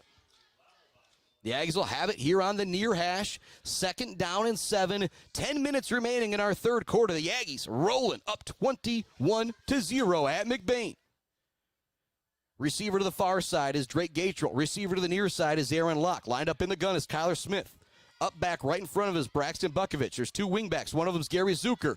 Snap, mishandled a bit. Smith now looking to go long. He chucks it downfield. Caught! Touchdown! Drake Gatrell! Woo! What a catch. That's got to be defensive pass interference. Gatrell with another amazing catch. He's had 3 great catches on offense. He had the amazing pick that was called back on defense. I just talked about Bukovich for the player of the game. Well, Mr. Gatrell might have to now be in the running for the player of the game as well. What a catch. And pass interference will be declined. The Aggies are up 27-0. What a catch on the far side from Gatrell. And now Kyler Smith is 6 of 7. His only incompletion is a drop that was right in the hands of his wide receiver. What a play from the Aggies. They are rolling. It's 27-0. Sienkiewicz out there for the extra point. Kyler Smith to Gatrill for the TD toss. Drake Gatrill having himself a night in McBain. Sienkiewicz, the extra point is good. It's 28-0. Beal City rolling on the Ramblers here at McBain High School. We're going to take a break and be back with more Aggie football right after this on the Mid-Michigan Sports Network. Bill's Custom Fab can handle any job you need, from large-scale steel building projects to fixing your favorite stainless serving pan. Bill's Custom Fab can weld and fabricate anything. Call today at 989-772-5817 or stop by on Gover Parkway in Mount Pleasant. Jenna Gates And Kyle Gates here. We are the 5th generation with Gates Drilling and Service. We've been serving our friends and neighbors in Michigan since 1893. We have the latest and greatest well drilling technology, allowing us to put in wells where others can't. Lake lots and tight spaces are no problem. From our family to yours, thank you, and call at 989-772-7841 for all your well drilling and service needs. Gates Drilling and Service, where Gates goes, water flows. Let's head back to the action on the Mid-Michigan Sports Network. Welcome back to McBain High School, our home of our Barbary Law Studios this Friday evening, built by Konwinski Construction. 28-0 Aggies in front on the touchdown toss from Kyler Smith to Drake Gatrill, and it all happened via a turnover on downs because of Braxton Bukovich's defense. McBain now trying to get fancy with the kick here. It was read all the way on the pitch by Aaron Locke. And so it's going to be 1st down and 10 for McBain, pretty much 25 or so. We do have a flag on the field. Smith to Gatrill has been a big-time connection 3 times this evening. One time for a big 3rd down and 17 on the first drive of this game, but then Smith to Gatrill on this next drive to put him up 28-0. There was a flag on the play that looks like it's going to back up McBain a little bit more. No, they're actually going to pick it up. They actually picked it up. And so if you're McBain, you're not used to having to run this type of offense. There's 9:32 left in the 3rd quarter. You're down 28-0. You've got it at your own 27-yard line. Kunick's going to be blasted in the backfield. Gottschalk was back there. Nowhere for him to go. Drew Gross also in the backfield as well. It's going to be 2nd down and 10. McBain had 3 possessions in the first half. 2 of them were 3 and outs. The other one was a 9-10 play drive. It was a roughing the passer that got him a 1st down, but on 4th down and 4, they went for it, threw it towards the end zone. It was a Kyler Smith interception. For the Aggies, it's been a 40-yard touchdown run for Bukovich. Zucker with a touchdown run. Kyler Smith to Avery Small, and then Kyler Smith to Drake Gatrill here in the second half. 28-0 Aggies. 2nd down and 10 for McBain. 8:49 left to go in quarter number 3. They hand it off up the middle. Nowhere for the ball carrier to go. There is Drake Gatrill, me calling his name once again. Him and his younger brother, Grady Gatrill, actually combining on that tackle out there. The Super Gatrill brothers, like the Super Mario brothers. If I could do that theme, I would do it. 3rd down now for McBain. We saw McBain go for the fake punt moments ago.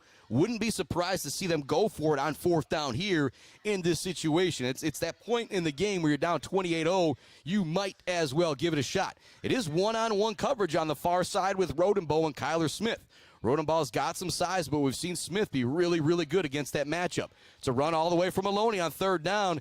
He's going to go nowhere. Gavin Connors in on that play. Also looked like Nick Irvin and Aaron Locke getting up out of that pile as well. It's going to bring up 4th down. Again, if you're going to go for it on 4th down, that's probably the type of play you want to run on 3rd down to get yourself just a bit closer. Irvin, Gottschalk, Locke kind of all in on that play for Beal City. 4th down, and I'm going to call it 3 here. 7:35 left to go in our 3rd quarter. If McBain goes for this and doesn't get it, that's kind of all she wrote. And it might be that way anyway with a 28-0 lead for Beal City. But this could be the nail in the coffin, brought to you by Barry Funeral Home if they're able to get the stop here. Shotgun look from Maloney. He's got 2 wide receivers to the far side of the field. They're going to hand this one off to Guernsey. He's going to fight forward. He It's going to be very close. I think the extra effort will give them first down yardage, and it actually wasn't Guernsey on the carry there. That was Brunick with the carry. It will be first down yardage on fourth down for McBain.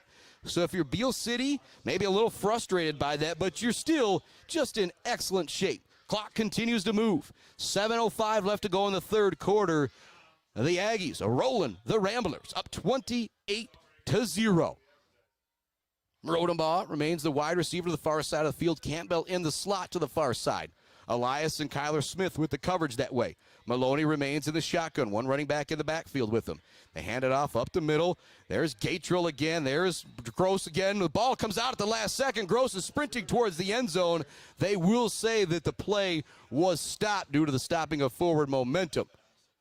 Gross wanted his second defensive touchdown of his career there. Had a big-time run back. I think it was 96 yards against Frankfurt in the first round of the playoffs this year. That one would have been a bit shorter. Still took it to the house. But we'll come back. Second down and 9. 6:15 left to go in the third quarter. And Steve Gross, Adam Gursky watching the replay are very, very animated, thinking that Gross actually might have, maybe should have gotten that touchdown right there. But here comes the second down play. Clock continues to move. We're already halfway through quarter number 3. 5:57 left to go in the third quarter as Maloney heads back into the shotgun. Hands it off all the way to Guernsey this time. He's got a little bit of room up the middle. He's going to be brought down by Hunter McDonald after a gain of maybe 6 there. It will be third down here for McBain. Definitely in 4-down territory now. McBain's looking to hustle up to the line here and go. Third down and short. Maloney remains in the gun. 2 wide receivers to the far side of the field. Maloney wants to run it all the way this time. Gatrell turns it back in field. Hard hit out there by Bukovich and a couple other Aggies, but it will be first down yardage for McBain. This is what you expect to see from McBain. Third down and short, hurry to the line, let's go type of offense. But Beal City's been able to handle them most of the night. It's now first down and 10 for McBain inside Aggie territory. The second time they've been across midfield in this game. 28-0. Aggies with the lead. 5:19 left in the third quarter. The Rambler offense really isn't hurrying like you would expect them to do with the score like it is. 28-0 Beal City. Shotgun look for Maloney. 2 wide receivers to the far side of the field. They're going to hand this one off again. Running room up the middle for Brunick. He's got first down yardage before he's brought down by the freshman Grady Gatrell. So that'll be the third first down on this drive for McBain. The clock will stop for a moment as they reset the chains. McBain finally getting into some hurry-up offense here, but now they'll call the timeout as they pick. Oh, no, it's going to be a Beal City timeout, pardon me. And if you're Coach Antcliffe, Coach Groves, Coach Oswald, Coach McDonald, and the crew, what you're kind of figuring things out right now is, hey, yeah, they've been able to move the football on us a little bit. This is what we expect from a McBain offense, is for them to be able to go 3 yards in a cloud of dust. That's what they've been able to do here. But the fortunate part, if you're head coach Brad Gross and the Beal City crew, is you've already got such a big lead. This 3 yards in a cloud of dust probably isn't going to win McBain the game. 28-0 our score. Much love going out. J&J Auto, Blockco Pools and Spas, Konwinski Construction, Weber Brothers Sawmill, Mumford Oil and Gas Supply, E&S Graphics, Mount Pleasant Automotive. Those substitutions coming in and out of the game tonight for those coaches. When they need replacement parts, they go to their bench. When you need a replacement part for your vehicle, you go to Mount Pleasant Automotive. Also, well, I'll make the joke, Beal City covering a whole lot more real estate than McBain tonight, in particular in the first half. Beal City covering 194 yards of real estate, just 45 for McBain. That stat brought to you by our friends Bryce Updegraff, Joe Wentworth, Pregame Realty, Robin Stressman and Associates. A whole lot of real estate out there. First down and 10 for McBain. 4:56 left to go, third quarter. 28-0, Beal City in front. Also, much love, High and Tight, sponsor of our turnover battle, being won by Beal City so far with the one interception from Kyler Smith. Also loved Mount Pleasant Public Schools, Malley Construction, and Brad Malley Well Drilling. Shotgun snap, handoff up the middle. Nice tackle from the outside, and Eric Elias. Drake Gatrell also in on the tackle as well. Can be a short gain there for McBain. This will be the 9th play or so of the drive coming up. Ramblers have picked up 3 first downs on this drive. Maloney's going to remain in the shotgun. No huddle now for McBain as they hustle up to the line. Not necessarily a hurry-up offense, but a little bit faster than what they traditionally do.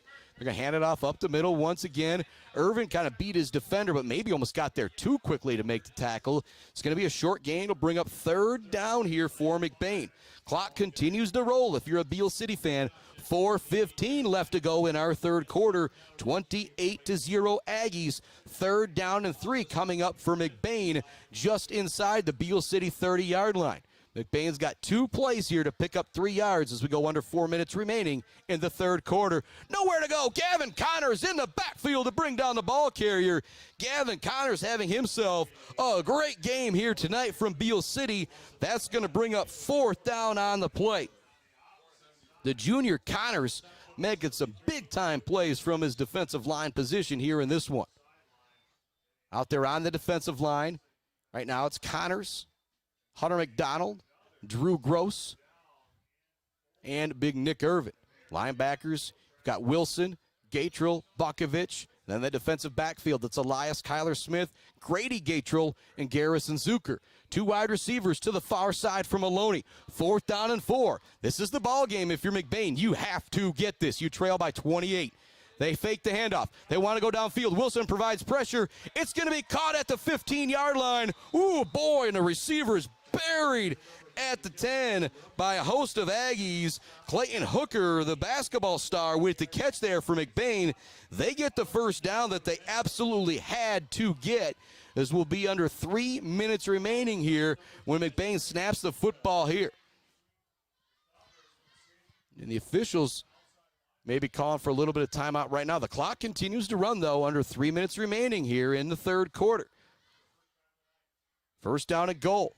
McBain hands it off, trying to fight towards the end zone is the ball carrier. He's carrying the pile all the way down to the 1-yard line. This will be the 13th play of the drive coming up for McBain. But the problem is, you trail by 4 scores. You've got to make it happen quickly, and the McBain offense just isn't built for that. Handoff, nowhere to go. What a play in the backfield. It's Zucker getting back there, and also coming in to clean it up is Jacob Upton. Woo-hoo-hoo. What a play. Score update coming from Mount Pleasant. Tegan Duffy, a 68-yard tutty for Sacred Heart. The Irish go up on Kalkaska, 21-14. Third down and goal from the 3 for McBain. You're not kicking a field goal here. You trail it 28-0. It's desperation time for McBain. 1:55 left to go, third quarter.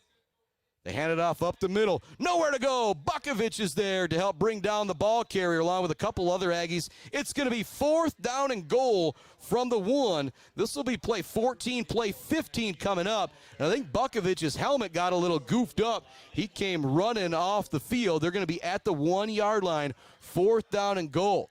Bukovich trots off the field. Quick replacement coming in for him. But a big-time tackle there from Bukovich, and you don't want to see him come out of the game with how fantastic he's been. Clock continues to roll here if you're McBain. Fourth down and goal from the 1. 1:20 left in the third quarter. We've got a wide receiver here to the near side. It's Rodenbaugh. Zucker playing on the inside of him right at the goal line. Maloney takes a shotgun snap. He hands it off. Touchdown, McBain. Pouring it up the middle is Brunick for the TD.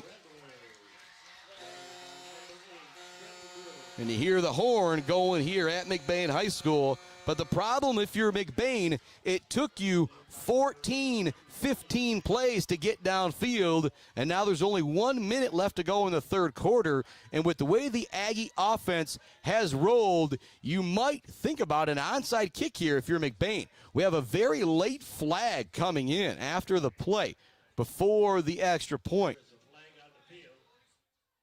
Waiting to see what exactly the call is here from the white hat. It will be an unsportsmanlike penalty going against Beal City. 28-6 is the score right now. McBain finally getting into the end zone, but Beal City is in control of this game, and if they stay in control, they will be in control of the Highland Conference this year. 1:08 left to go in the third quarter. Out there for the extra point is quarterback, kicker, punter, the senior Thomas Maloney. 28-6 is the score. See if they're able to make it 28-7. Kick is up. The kick is good. It's 28-7. Beal City in front with 1:08 left to go in quarter number 3. If you're the Aggies, you're still feeling really, really good about things. If you come out here, put together a nice drive, take some time off the clock, you don't have to get a touchdown. I feel like the key to victory for Beal is either one more touchdown will put this out of reach, or if you even run 5-6 minutes off the clock here, you're going to be in good shape, because the one thing we haven't seen from McBain is the ability to really move the ball, throw the ball downfield. 28-7 is our score. The 2 drives where they've been able to move it, it was a 14-play drive and a 9-play drive, that old 3 yards and a cloud of dust type thing. Beal City's going to get it. Just over a minute remaining here in quarter number 3. More love going out. Woods Household Appliance, Weefrich Financial, sponsor of our Zaid Batchelder Baller of the Game. Much love, Clark Modular Homes, the Bird All-American Grill, our postgame show sponsor. The Bills Custom Fab, fabrication of the game, something to talk about in our postgame show. So much love to Gates Drilling and Service, our halftime sponsor, and Barberry Law. The Barberry Law Studios, where we bring you all the action from Built by Konwinski Construction, and they will be taking advantage of the unsportsmanlike penalty, kicking it off from the 45. And so, again, if you're McBain, I expect an onside kick here. You got Zucker, Gatrill here to the near side. On the far side, it looks like we got Smith in the middle, then Gross, Hunter McDonald up there on the quote-unquote hands team, I would joke, along with Cadence Carnes for Beal City. Here comes the kick. They will boot it deep. It's going to go right by Avery Small out of the end zone. Really surprised there that we didn't see McBain try and take advantage of that. In particular, with the way Beal City's been able to move the football, you might as well try and get that possession back.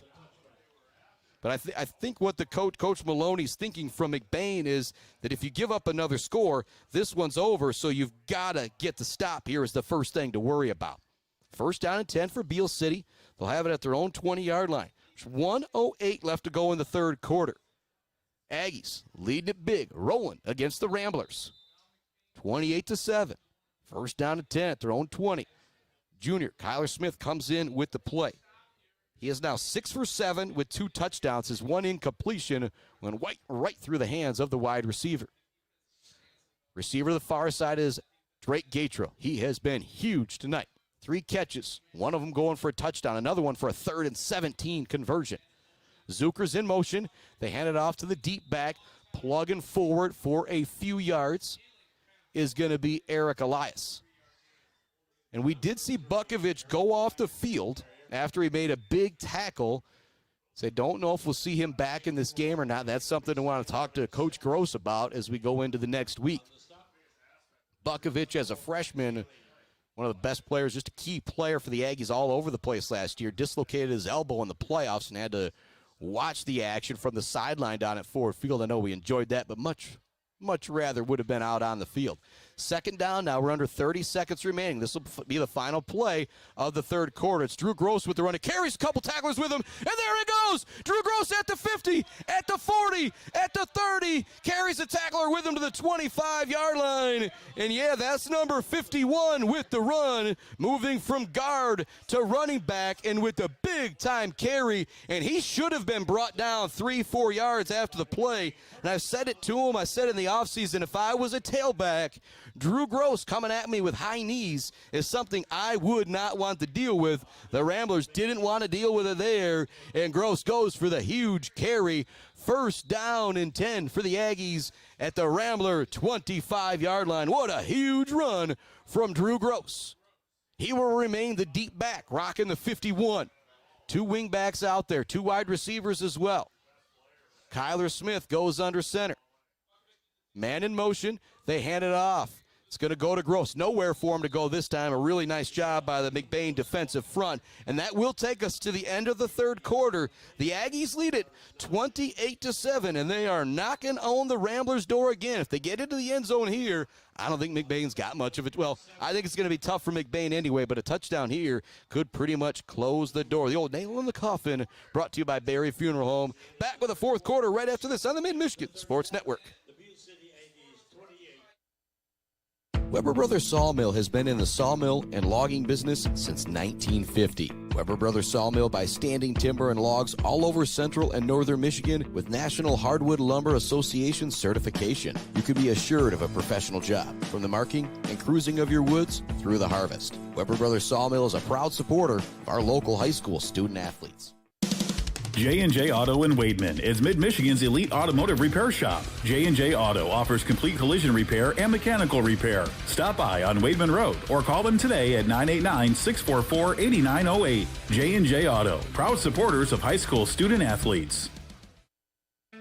Let's head back to the action on the Mid-Michigan Sports Network. Welcome back to it here on the Mid-Michigan Sports Network. Another score update brought to you by Malley Construction, Brad Malley Well Drilling, and Clark Modular Homes. 28-7. Ogama Heights now up on Shepherd, and so Ogama looking like they're going to cruise to victory there. Mount Pleasant up at the half. Teagan Duffy with a big run in the third quarter. The Irish up 21-14 and 14-0. Mount Pleasant up on Bay City Central at the half, 52-0. Ithaca absolutely rolling tonight. We'll check back in with Rob Wise. Gladwin was up 14-12 last we checked with Claire. Beal is up here, 28-7, start of the fourth quarter, and they've got the football deep in Rambla territory. Man in motion is Zucker. He gets the handoff. He's got to turn it inside. He's got big-time room. Stiff arms a man, carries him all the way to the 1-yard line. Almost took it all the way to the end zone with a defender on his back like Derrick Henry. Goes Mr. Garrison Zucker down to the 1-yard line. Again, it was a big effort out there from Mr. Campbell, but he looked like me trying to tackle Zucker out there. There was no way Zucker was going to be brought down by one man, but they hang on for dear life and are able to bring him down. First and goal for the Aggies at the 4-yard line. 11:35 left in our fourth quarter. The Aggies in control in McBain, up 3 scores, looking to make it 4 scores. And really good news, number 5 is back in the backfield, Mr. Braxton Bukovich. He has had an outstanding game. He had 98 yards in the first half, and now with a touchdown run up the middle, make it 99, or I'll give him the second yard. We'll call it 100 yards on the day now for Bukovich. He takes it in, and I tell you what, it took McBain 14 plays to get down the field and score. The Aggies answer right back. 6 plays, 80 yards. Bukovich into the end zone for the touchdown. It's all Beal City all the time here in McBain in the fourth quarter. It's 34-7 with 11:20 left to go in our ball game. Smith out there for the hold. Connor Sienkiewicz out there for the extra point. Good snap from McDonald. Good hold. Kick is good. 35-7. The Aggies are rolling against the Ramblers. We'll see if McBain can answer back offensively once they get the ball back. But this one is all but said and done. Send it out to a break. Be back with more Aggie football after this. They lead the Ramblers 35-7 with 11:20 left to go in our game. Weber Brothers Sawmill has been in the sawmill and logging business since 1950. Weber Brothers Sawmill buys standing timber and logs all over central and northern Michigan with National Hardwood Lumber Association certification. You can be assured of a professional job, from the marking and cruising of your woods through the harvest. Weber Brothers Sawmill is a proud supporter of our local high school student athletes. J&J Auto in Wademan is Mid-Michigan's elite automotive repair shop. J&J Auto offers complete collision repair and mechanical repair. Stop by on Wademan Road or call them today at 989-644-8908. J&J Auto, proud supporters of high school student athletes. Let's head back to the action on the Mid-Michigan Sports Network. Welcome back to that action. Big shout out to Weber Brothers Sawmill, J&J Auto. Got their commercial play back-to-back there, but two the big sponsors of what we do here on the Mid-Michigan Sports Network. And J&J Auto, they deserve a little bit of special love. Here comes a kick. It's going to be fielded at the 10-yard line. It's fumbled out there by McBain a bit. They'll get up, try and make something here to the near side. One missed tackle. Returner is going to be brought down to the 25-yard line. Nice job by Sienkiewicz from his kicker position coming down to help make the play. All right, J&J Auto, I got a little bit of love to give them. I've got a Buick Envista 2024, and I dinged up the taillight just a little bit. I'm talking just a little couple chips out of the red in the taillight. Everything still showed up good. It just looked a little goofy when the light wasn't on. $900 and some odd bucks to get it fixed from the car dealership. Josh Latham and the crew got it done for under $300 for me out at J&J Auto. And so I always say it, I'll say it again. We think about doing business in the Mid-Michigan area. Think about supporting those folks that support the Mid-Michigan Sports Network and thus these kids. Brunick with a solid carry out to the far side of the field. But again, the problem that you're going to have for McBain is going to be a couple substitutions coming in for Beal City. You're going to start to be able to move the football here a little bit. But the clock is the biggest factor in this game now. 10:50 left in the fourth quarter. Aggies lead it 35-7. Shotgun look from Maloney. Going to run it all the way. Nowhere for the ball carrier to go. Excellent tackle on that play. Jacob Upton coming in to help clean that one up. It's going to bring up third down and short. And if you're McBain, you've got that great run on first down. You think, all right, let's keep rolling. Now you're already looking at another third down situation. 10:25 left in our ball game. Aggies up 35-7. Third down and short. Score update coming from Community Memorial Stadium in Mount Pleasant. Kalkaska scores. They also get the 2-point conversion. Kalkaska leads Sacred Heart 22-21. 5:30 left in the third quarter. Shout out Dan Haggart for those updates from Sacred Heart Academy. Powering ahead for the first down run for McBain is going to be Landon Kurt. I guess I'm waiting to signal. Yep, they do give him the first down there. Again, if you're McBain, this is the issue. You're not built to come back from a 21-0 deficit is what it was at the half. You've played pretty well here in the second half. If you want to go with the second half score, it's 14-7. But the problem is Beal City continues to score quickly and on big plays. And on the two possessions where McBain has gotten into Aggie territory, it's taken the old 3 yards and a cloud of dust. And that's great when you're starting the ball game, but when you're down in the second half, this type of offense just doesn't work. You go back 2 years ago, the Ubley offense that took out this Aggie team in the state semifinals, that's what McBain wants to do. They love it if it's 3rd and 3, if it's 4th and 1. They are very comfortable going for it in those situations. But once you get down big, you got to do things you're not comfortable doing. Thus, the Aggies rolling up 35-7. Second down and 5 for McBain. Ball thrown 45-yard line. The clock continues to move as Maloney's in the gun. They send Campbell in motion behind the quarterback to run an option that way. Maloney's got to run it all the way. He's got first down yardage. He'll be brought down inside Aggie territory at the 45. That will stop the clock for just a moment as they move the chains here at McBain High School. Nick Irvin slow to get up right now for Beal City. You don't want to see big Nick Irvin down for the Aggies. It's funny to think the Aggies could lose an athlete or two, but the big guys on the team, that's where their depth is maybe a little bit thinner. But when you think of the athletes, Kyler Smith, Avery Small, Eric Elias, Garrett Suzuki, Braxton Bukovich, Grady Gatrell, Drake Gatrell, Aaron Locke, Wyatt Wilson, Drew Groh. You got so many guys that are capable of running, catching the football. Say up front is where you want to make sure you stay healthy with this Beal City squad. Clock starts to roll again as they got the chains marked off, and we're all good with the injury. 8:50 left to go in the fourth quarter. First down and 10 for McBain at the Aggie 45-yard line. Shotgun look for Maloney. He's going to run this one up the middle all the way. He's going to try and pour ahead for a couple yards. Upton is there. Gottschalk is there to bring down the ball carrier. Hunter McDonald checking back into the game for the Aggies. He will replace Drew Gross. That replacement brought to you by our friends at Mount Pleasant Automotive. As I said earlier, they got the replacement part for your vehicle. Also much love going out Martinez Lawn Care, Bogwai, Banga, and Bradley, Powell Frame and Collision, Dick Silva Auto Sales and Shepherd, Brickner and Buckner Insurance Group, Block Electric, The Diner, WW Construction, All Seasons Fireworks, Pure Plumbing, Hang It by a Thread, and GNS Mechanical. Second down and 5. There's now 8 minutes remaining in quarter number 4 as McBain tries to get into the end zone again. Maloney wants to throw. He fires it long. He's got Rodenbaugh out there. It's incomplete.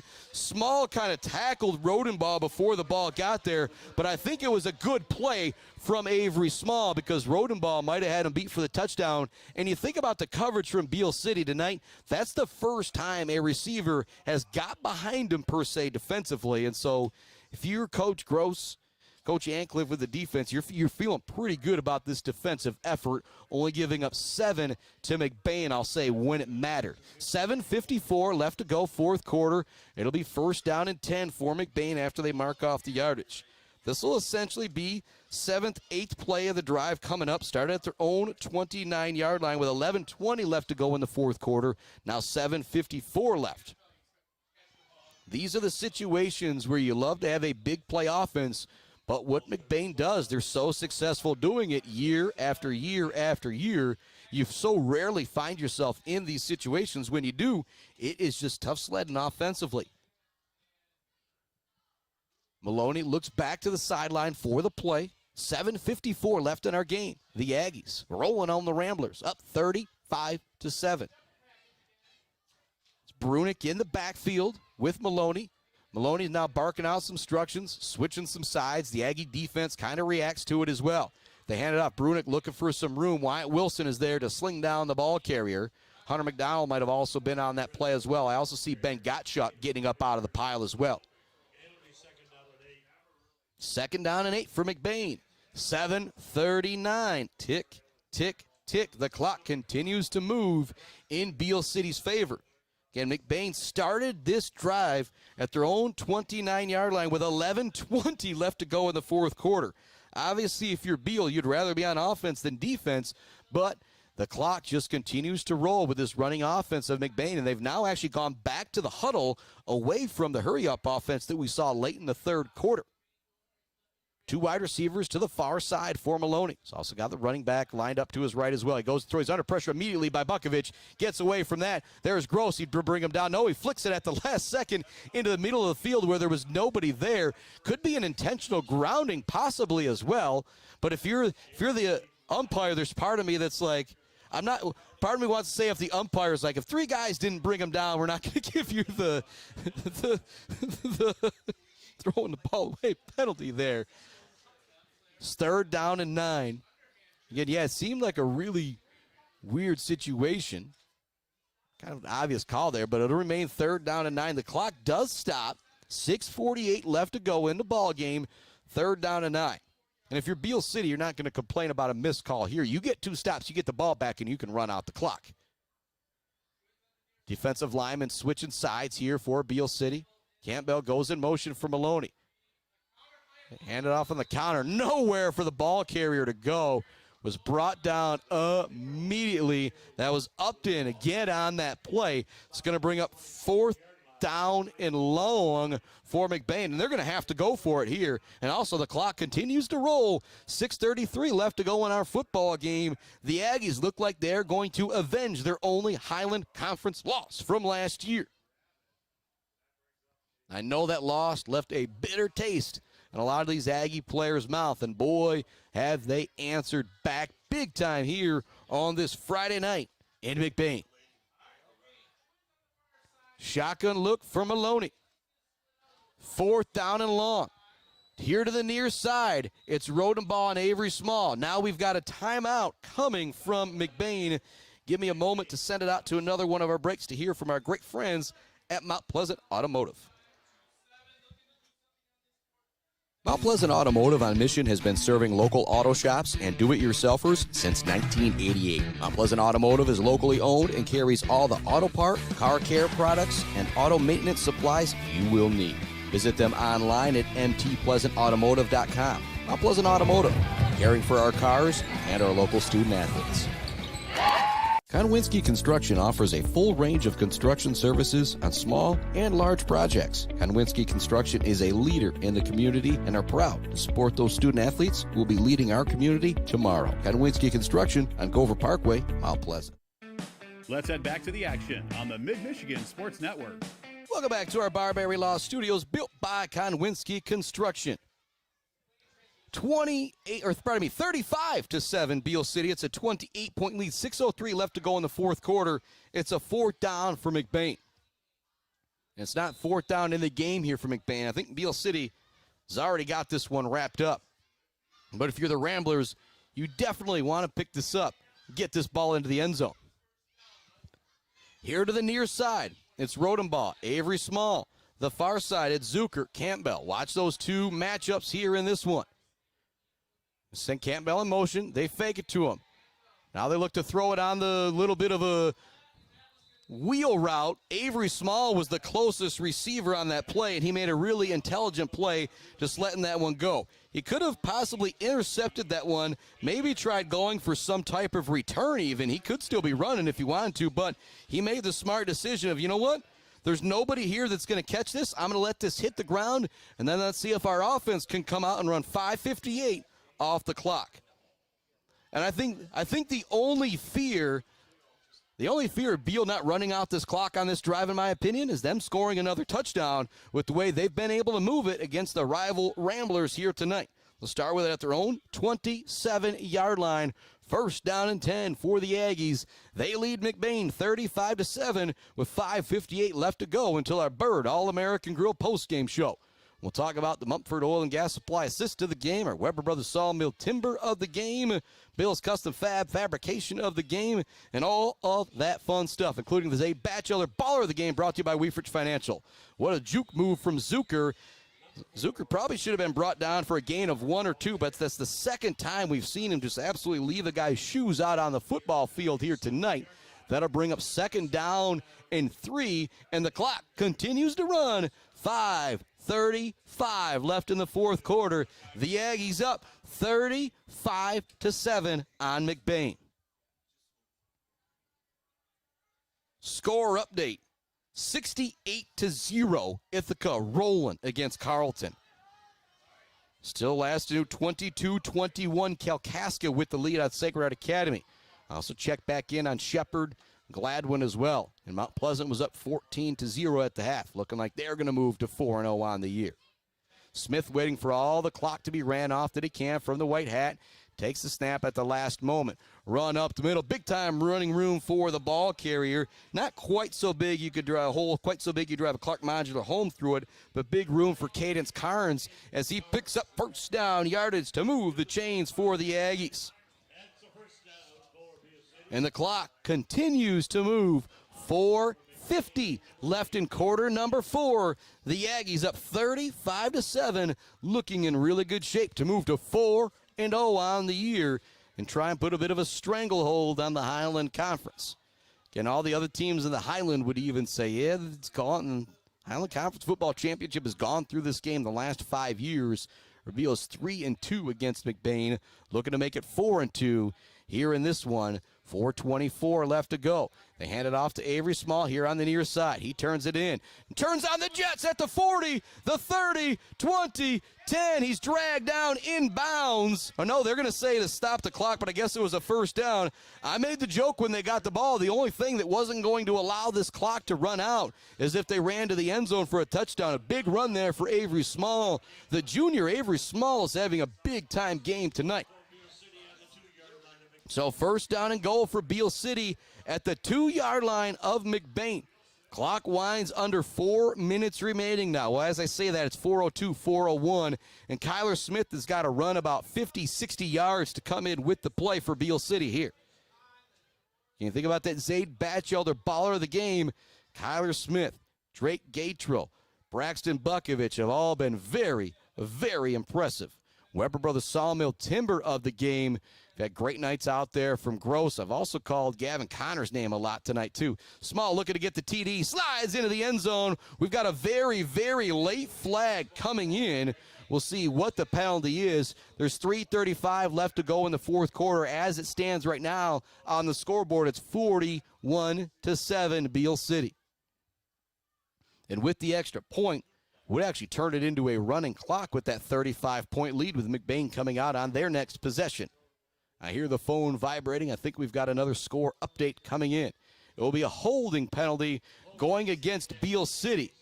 And so take the touchdown off the board. Dan Haggart with another update from Sacred Heart Academy. At the end of the third quarter, Kalkaska leads Sacred Heart Academy 22-21. Kalkaska is a 3-0 Division VI team. Sacred Heart Academy back in 8-man back in 11-man for the first time in like 8 years or so. That is an impressive showing. If they can come out with a victory against Kalkaska and move to 3-1 on the year, boy. And people talked about it. I've said it a couple times. I kind of see it in the horizon a bit. a possible Beal City Sacred Heart Academy playoff matchup. Deep back is going to remain Carnes. Wing back to the near side here is Elias. 3:15 left to go. It's going to be handoff to Elias. He's got to get that outside edge. Turns the corner kind of wide. Bowls forward towards the end zone. He won't get there. He'll get it back down to maybe the 3.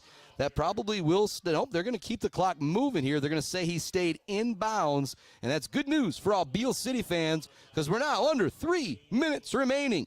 35-7, Beal City. Second down and goal from, I'm going to call it the 2 or 3 yard line.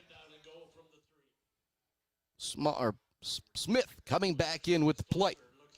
And it was Small that had the touchdown run moments ago, called back via the holding. Wide receiver to the far side is going to be Aaron Locke. Deep back will be Carnes. 2 wing backs. Well, the wing back here to the near side is Elias. Also moving into tight end that way is the freshman Grady Gatrell. Send a man in motion. Hand off to Connors. Looks to pour it up the middle. It's going to be really close to the end zone before he's pushed back by the McBain defense. They're going to say he did not get in. That'll bring up 3rd down and goal. But again, if you're Beal City, it's okay. Main thing, the clock continues to roll. High and tight turnover battle tonight, won by Beal City. He had a turnover on downs as McBain looked to run a fake punt that was shut down by Braxton Bukovich. Kyler Smith also had an INT for the Aggies to help them lead that high and tight turnover battle. And when you win that turnover battle, it usually leads to a victory. 3rd down and goal from the 1. They pitch it, trying to find that edge is Small. He's got to take it all the way to the outside. A little juke move. He's into the end zone. Touchdown, Beal City. That one not coming back. There are no flags. It is 41-7 Aggies. If they're able to get the extra point, the only thing that's going to stop the clock for McBain is a penalty and a timeout when they get the ball back. What a dominating performance from the Aggies against their big rival, the McBain Ramblers. They led 21-0 at the half. The 3 possessions of the first half that McBain had, they had 2 3-and-outs and 1 long drive that ended with a Kyler Smith interception. They came out in the second half knowing they had to make something happen. Got to a 4th down, went for a fake punt, and it was shut down by Braxton Bukovich. It was pretty much the very next play, Kyler Smith hitting Drake Gatrell for a 33-yard touchdown that made it 28-0. McBain then did get into the end zone after that, but it was kind of all for naught. This game was essentially over after the first possession of the second half when McBain went 3-and-out. 21-0 was our halftime score. McBain went 3-and-out. Quick touchdown toss from Kyler Smith to Drake Gatrell. And what a game tonight for Drake Gatrell. Offensively and defensively had 3 big catches, one of them going for a touchdown. Made a bunch of tackles out there. You think about that Zayd Batchelder baller of the game. Might be a combination of Mr. Gatrell and Mr. Smith.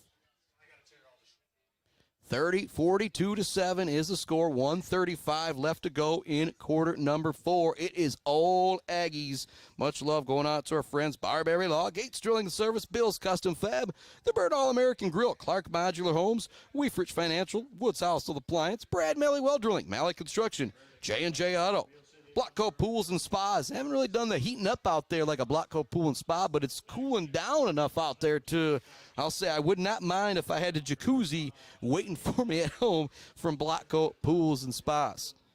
So love to kind of Winston Construction. Weber Brothers Sawmill. I feel like that's the one thing to maybe think about in that post game is the Weber Brothers Sawmill timber of the game. Also love Mumford Oil and Gas Supply, our assist of the game. Kyler Smith connecting with Avery Small in the first half. I guess both touchdowns could be the assist of the game from Smith, brought to you by Mount Pleasant Automotive. That kick is going to go into the end zone, but with the running clock, things will not stop here. 1:30, and the clock continues to count down. Probably only going to see maybe 1 or 2 plays here from McBain. Can also love going out to ENS Graphics, Mount Pleasant Automotive, and our friends Bryce Updegraff, Joe Wentworth, Pregame Realty, Robin Stressman and Associates. The joke is a whole lot of real estate out there brought to you by Joe and Bryce, but I'll make the joke that McBain did not cover a lot of real estate tonight against this Beal City defense. Thus, the Aggies with the monster 42-7 lead. We're under 1 minute remaining here in the fourth quarter. We'll see if we see even more than one play from McBain here. You can kind of see that the life has come out of this team a little bit.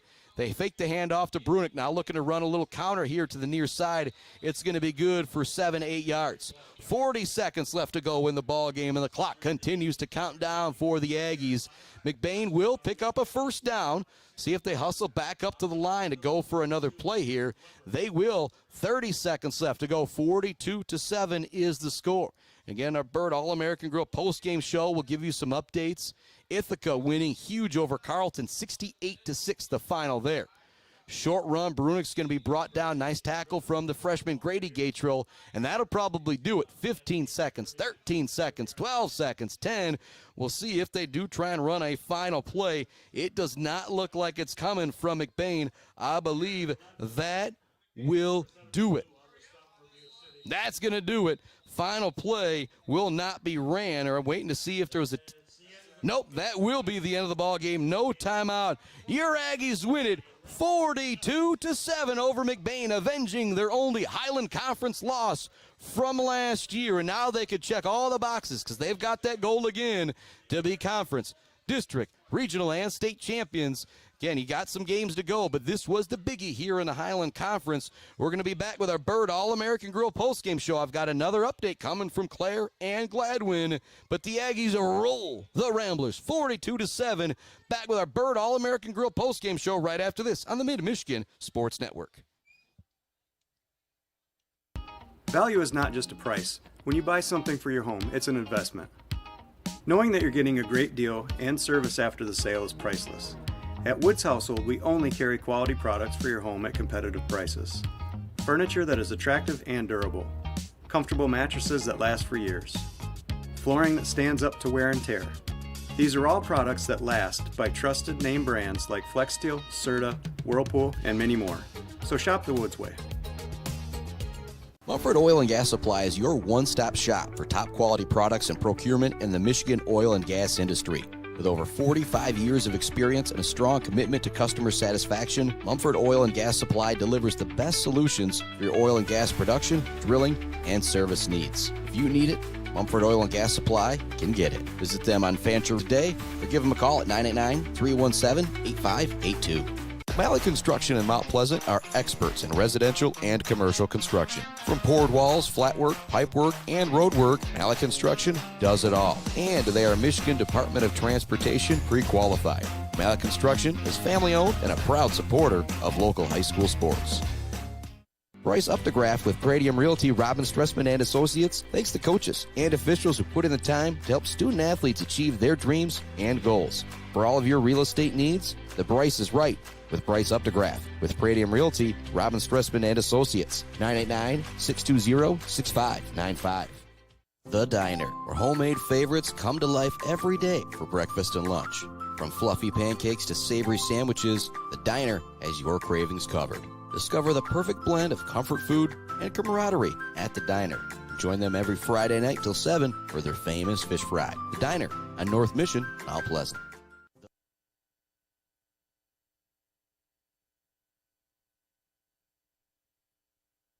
Welcome on into our Bird All-American Grill post-game show as I put a bow on the Aggies' 42-7 victory over McBain, avenging their only Highland Conference loss from last year. Score updates going around before we finalize things here at the Mid-Michigan Sports Network. The end of the third quarter, again, we roll quickly here with all the running. End of the third quarter, Kalkaska leads Sacred Heart 22-21. Mount Pleasant was up 14-0 at the half, rolling against Bay City Central. Ithaca absolutely whooping up on Carleton 68-6. But here, well, the two biggies, Shepherd looking to go 4-0 for the first time in a long time. Doesn't look like it is going to happen, as it was a 28-7 lead there for Ogama Heights. And then finally, in the fourth quarter. Gladwin 21, Clare 19. That one could come down to the nitty-gritty. We're not going to be on the air long enough, but you know I'll have all the updates for you later on the Mid-Michigan Sports Network Facebook page of all the scores, of all the action that happened tonight. And then tomorrow, Sunday, we will be catching up with our coaches and everything to bring you all the action for next week. And oh boy, what a game it's going to be next Friday. Midland, Bullet Creek, and Shepherd. But the Aggies roll the Ramblers in McBain 42-7.